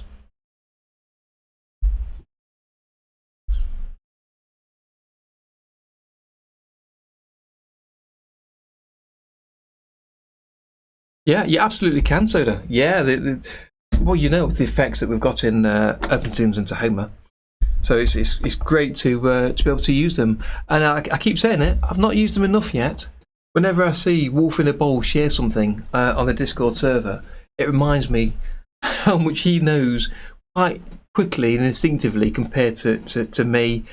And I think, in fact, you know more about some of the effects than I do from some of the things I've seen you share. Okay, Shiv, we'll hopefully catch you again next weekend. I'm back again next Sunday, and hopefully next Sunday we won't have so many issues as I've had today for drawing.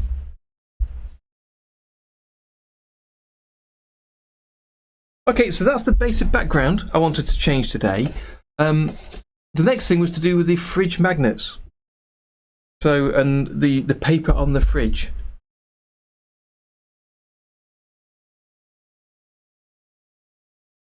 Yes, I didn't realise, Shiv, but glad to have you with us today. Yes, the Batman anime, I remember seeing that on the OpenToonz website. Let's take a look at where the paper is on the fridge here. Is it on the foreground? Yes, it is. So let's step into the foreground subscene. And then hopefully I've got a separate column for it. Let's see where it is. There's the hub. There's the frames, inner frames and outer frames. Let's click this button here to see what's on the other scenes. Hide the outer frames for a second. That's just the right. And then the inner frame, right. So it's the inner frames, which is a vector level. Using the selection tool, I can select both of those two rectangles and then tap the delete key.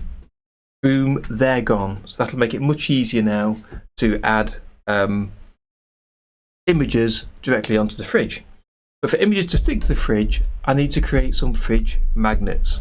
So I'll do this today, and I think we'll leave it there for today. So we'll end the stream in about 20 minutes or so. So if you've got any final questions you want to ask, you've got about 15-20 minutes to get them in. So fire them into the comments there, and I'll try and answer them, or somebody else in the chat will answer them. So what I'd like to do, I believe it's an idea from Maria, and that's to to use my little avatar face as the fridge magnets. But I have now, I have saved now, yes. But the avatar face is actually built as lots of vector levels that work together that can be animated. And I'd like a static image.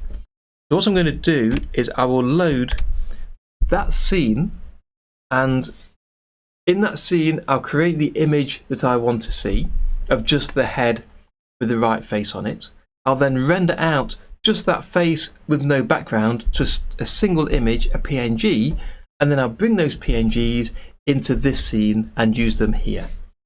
Because if I try to bring in the whole scene with the avatar in, that's something like 15 columns, and I don't need all the animation or all the detail in each of the columns.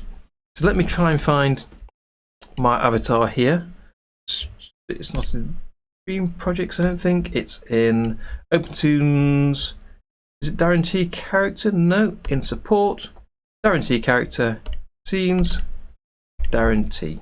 So we'll load the the Darren Tea character, and you'll get to see a little bit behind the scenes. I've not used this character much at all apart from his head.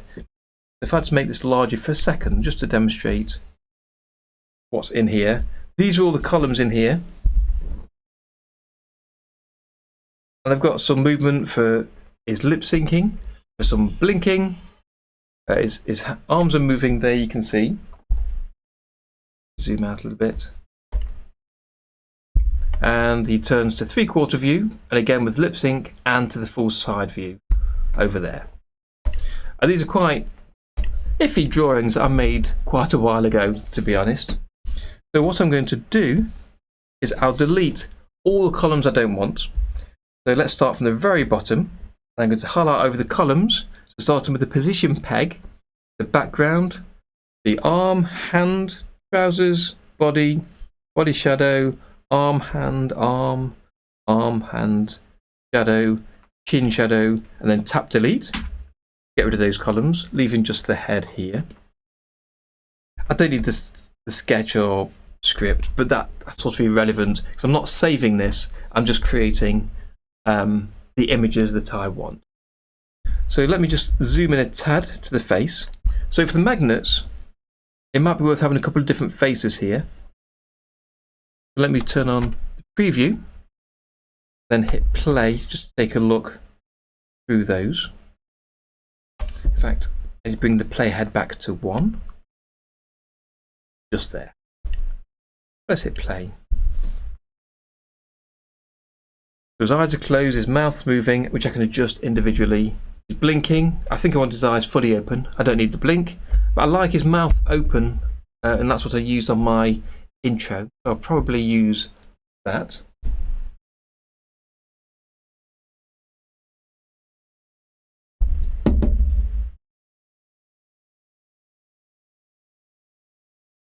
This is going incredibly slowly, but that's fine. So we've got a wink as well.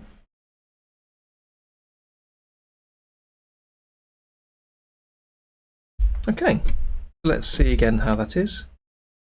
It says hello, hello, and then winks. So which face do I want? I need to work out.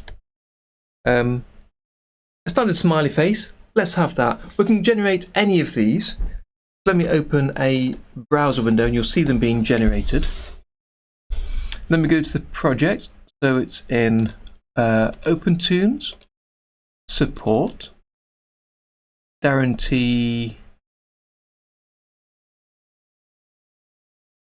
character, there it is. And then outputs. Yeah, so if I bring this over, that's the folder where I'll generate the outputs to. So let's render that one. So frame 1, go back to render options, output settings, frame 1 to 1 is going to be a PNG, and we need to give these different names so we recognize them. Let me just call them, to be honest, magnet 1, render. I won't hit save and render because I don't want to lose all those other columns that I previously set up.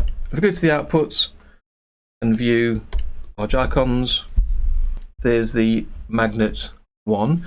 It might be worth changing the camera size.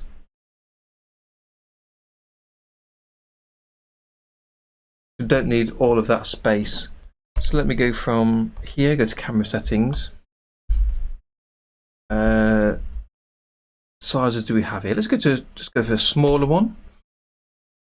And we see the background reduce. Let's turn off the preview and show just the camera.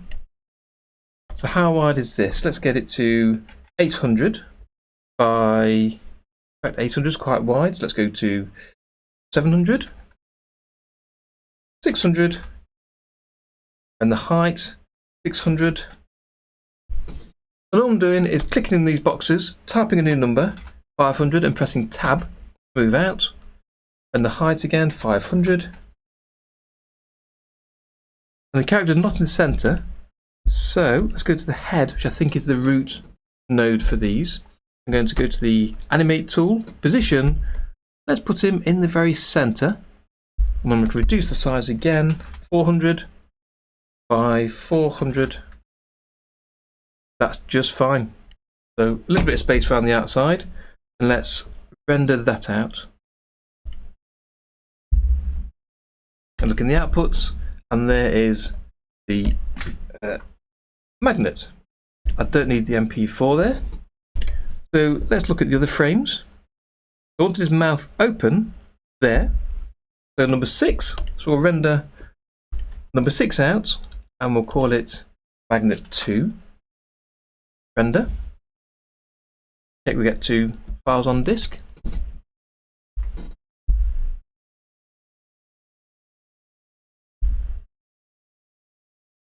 Yeah, the icons on OpenToonz, especially in the menus, it makes it really busy. But I know there's an option in the preferences to hide them in the menus, which will make it a bit easier to watch.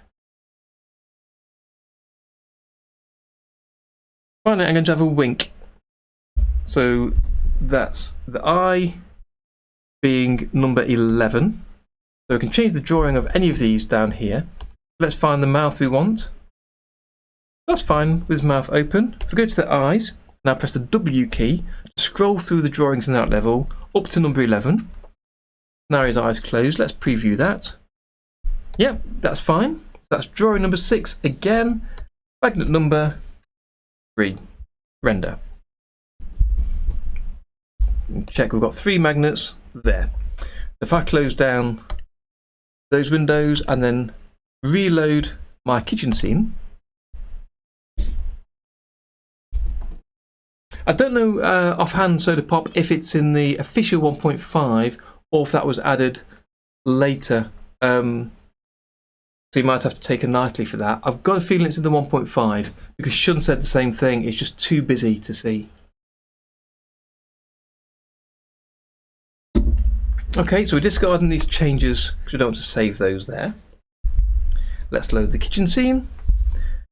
And then what I'm going to do is I'm going to I need to create a new raster level. Let me try it this way. There's a few ways to do this, like everything in Tahoma. Let's create a standard raster level. And I said it in the video on Friday, but if you're using 1.5, do be careful of these 3 buttons because the order of them is changed. So be careful you don't get used to clicking the right hand, left or the middle, and check you are creating the correct level type. We'll have a raster level of the full size of the screen. And we'll call this Magnets 1.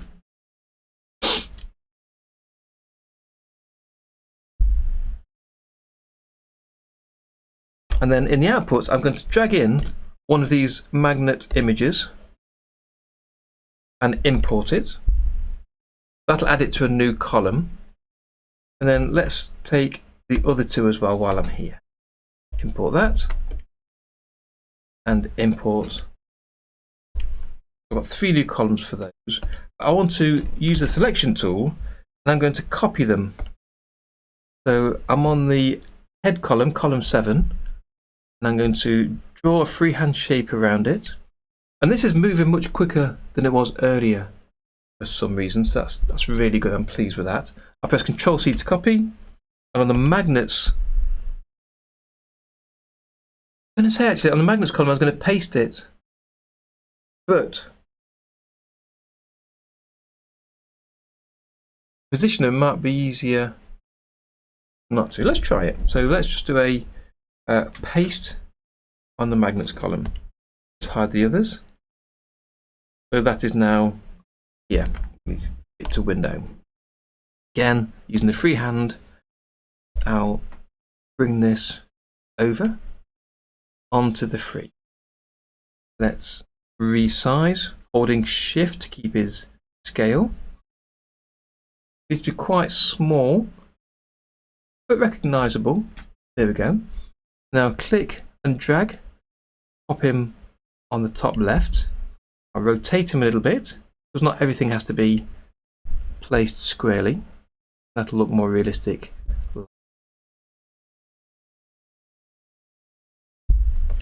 Yes, Kronos, I'm sure Soda Pop might be able to point you to the latest alpha. I don't know if you can or not, Soda, but if you can, then that'd be really great. I'm going to copy this magnet then, and as well paste that on the magnets level. So I will hide the original column 8, and then in the magnets level, I'll move this drawing to the left.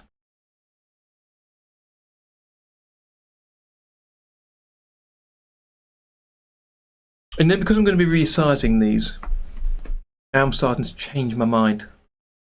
I'm going to delete the magnets level. I'm not going to copy them.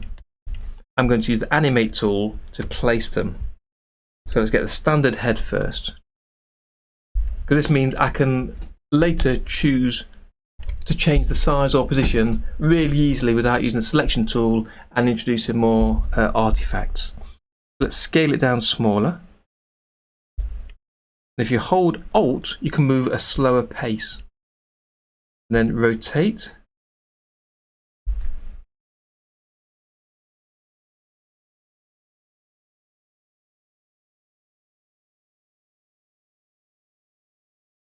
Yeah, I think the releases are all fairly stable, to be honest, Kronos.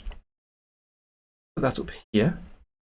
And again, holding Alt, I'll scale it down a little bit further. That's the smiley face. I'll hit save so I don't lose track of this. I'll then take the winky smile, and let's put this also at the top right this time. A little bit of rotation, not too much. And now these two magnets can hold a single drawing. Let's place them in the right place.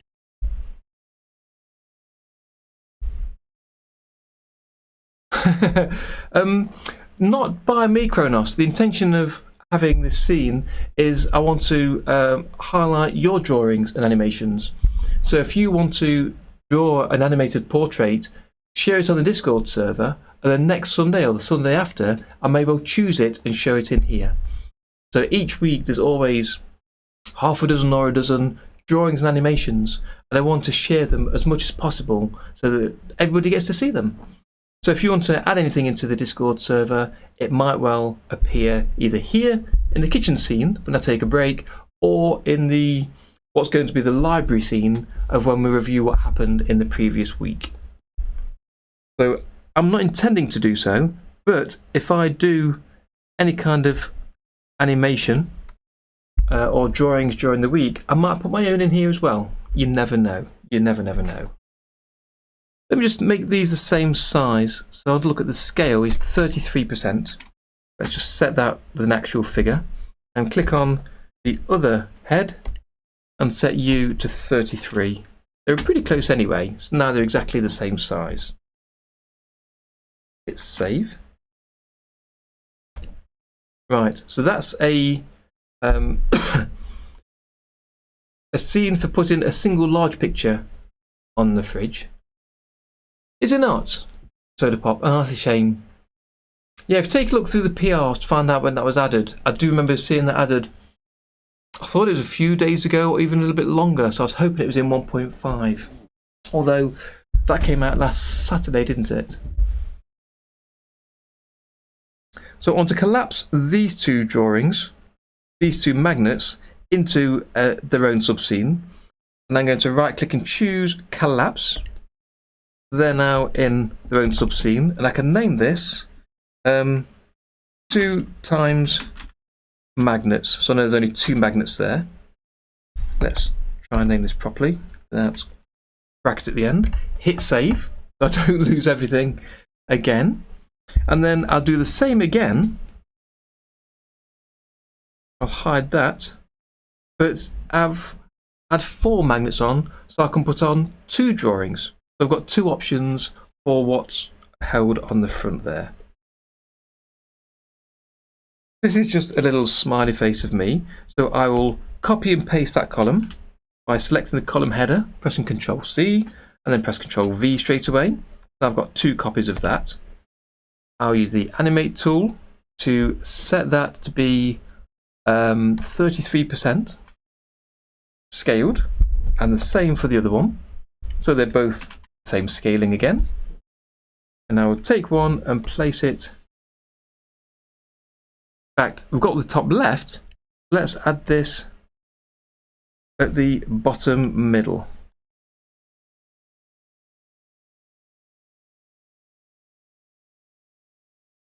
And we can use both together then. Let's just rotate these that way. Show the other two. See what we've got in there. Like that. So we'll name this top subscene as top magnets. Save. I'll select the bottom two, right click and choose collapse. And that's now its own subscene. I'll call bottom magnets. And then I'm going to hide all but the magnet levels. So if I hit the preview button, you'll see what we've got. We've just got the magnets on their own. And then I'm going to render just the top magnets. We'll hit save. And in the render output settings, we'll choose frame 1. I'm going to render out a PNG, and we'll call this fridge top magnets. Render that. And then if I do the bottom one separately, fridge bottom magnets, and render that. So now if I go to the output of where this folder is,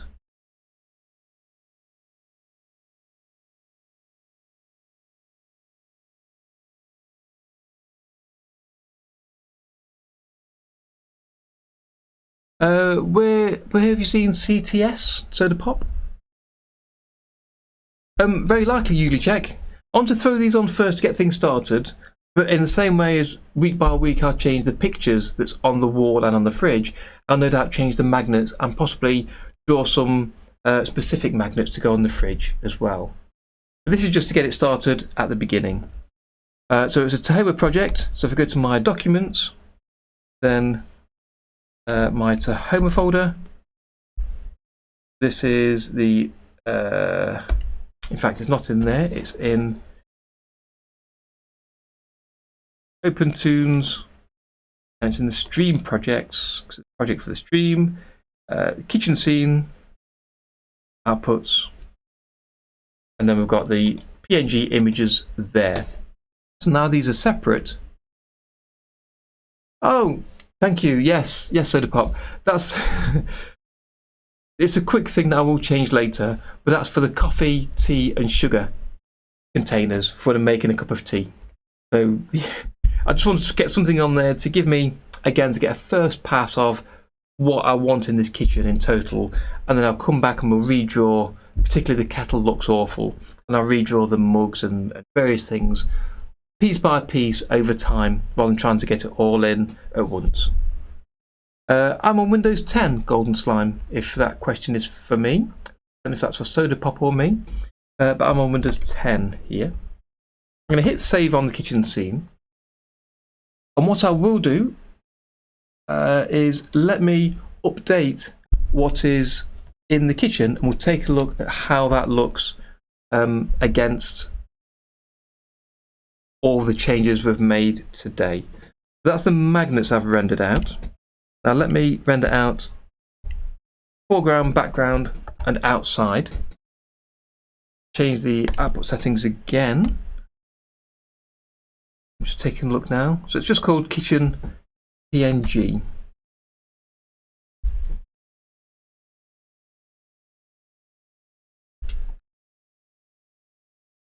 Let me render that. Check it does render and doesn't give me a temp image. Yeah, that's fine. And let me go to my OBS streaming software and let me try and use those images and see how they all look. If you'll bear with me while I change those. I'm working off screen here to make it easy so you haven't got the forever mirror showing it. Yep, coffee, tea and sugar. I may write something different on the front. I might have a picture. I may just take the canisters away. But if I wanted to have something for now to remind me that's what they're there for. We change to the studio mode, and then if we go to the kitchen here, perfect. Let's see what we've got. So I've got the kitchen animation is hidden. Kitchen, let me browse to my new kitchen drawing. So I'm in the same folder and I'm adding the kitchen drawing I've just rendered. That's good. That's there, I think.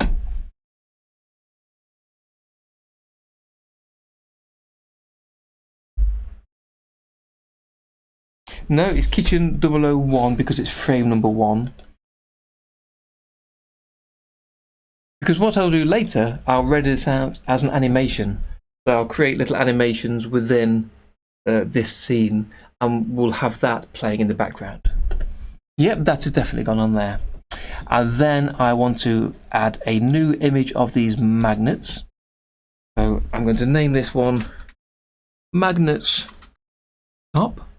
Because again, I'll change it week by week depending on the images that we get. Let me browse to that folder, and we've got top magnets. Okay, good, that's in the correct place. And then we'll add another image for bottom, magnet bottom.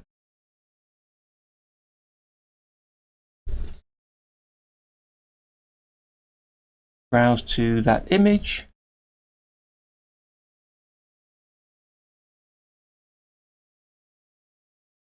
Okay, that's different magnets there. And then let's adjust the pictures to match the magnets. So the fridge bottom image is that one. I can place that there, and that fits behind the magnets perfectly nicely. Let's use the keyboard shortcut to adjust it a bit neater. Great, and the fridge image at the top is quite tall, so let me make that shorter and you'll just see the kind of thing we're getting at. So let's resize that.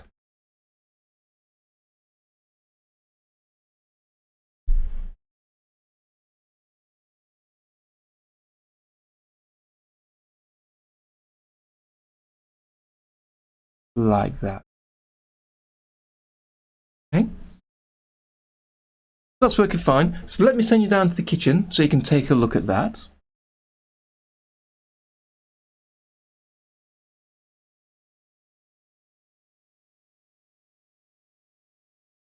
Okay.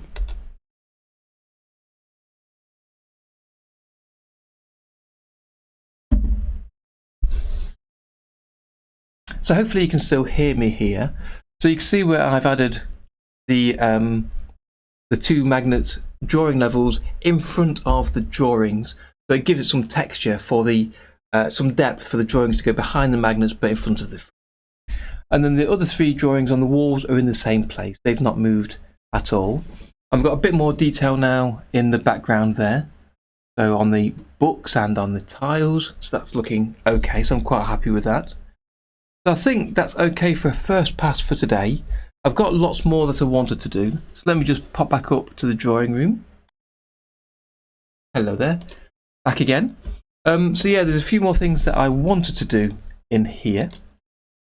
So let me have a look on my screen of my list. So the magnets worked really well there. I'm happy with those. I might make them slightly smaller. We might fiddle around with them before next weekend. But that worked okay. Thank you, Maria.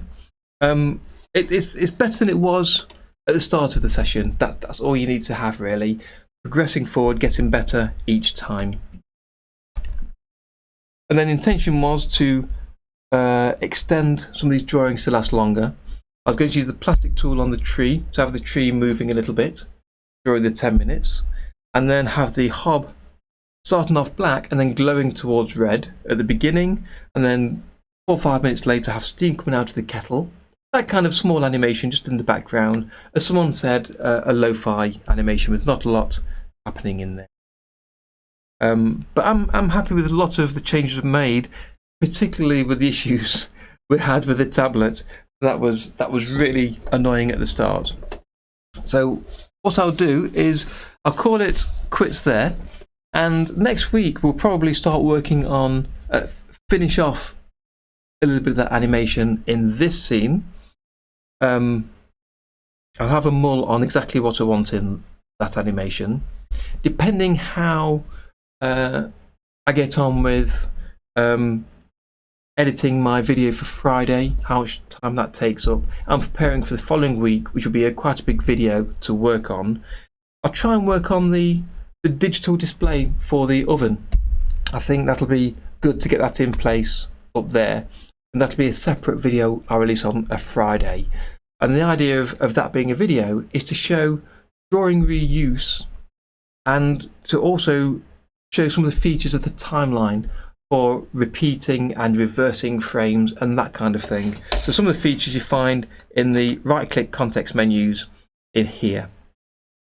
Some of those. So I'll go through some of those as part of that. I'd like to get that done this week. I suspect I won't have much time, so we'll see how that goes. I'll also try and sort out my tablet driver so that I can actually draw properly without it drawing smudges everywhere. That'll help us progress a lot more next week. But I think that's just about it for today. So unless there's any other questions you'd like to ask anybody.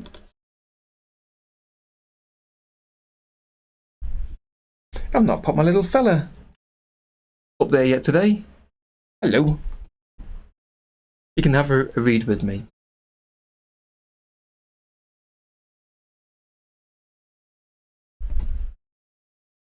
Thank you, Maria. I'm feeling better already this afternoon, to be honest, compared to this morning. This morning I was shocking. I was starting to think I might not do the stream at all, potentially. But I kind of made myself get started. And I'm not feeling too bad, but I'll have a restful evening. And I suspect tomorrow I'll be feeling much better, but thank you. Next week, definitely will be 100%. And hopefully we'll have this drawing issues resolved. So thank you all for joining me today.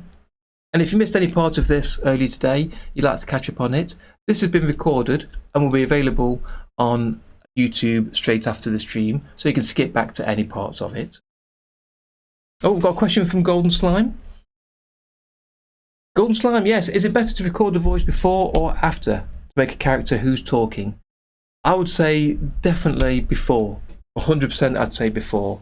I know in anime they like to record the voices after, but that means that when you do your lip sync, you've got to do the animation unaware of the timing of the voice. And ideally you want your actors to be able to put their own emphasis on what they're trying to say and not to try and follow the timing that you've drawn in your animation. So if you get them to act how they feel is right for the character, then you can animate to that. I'd say that's definitely the best way to go.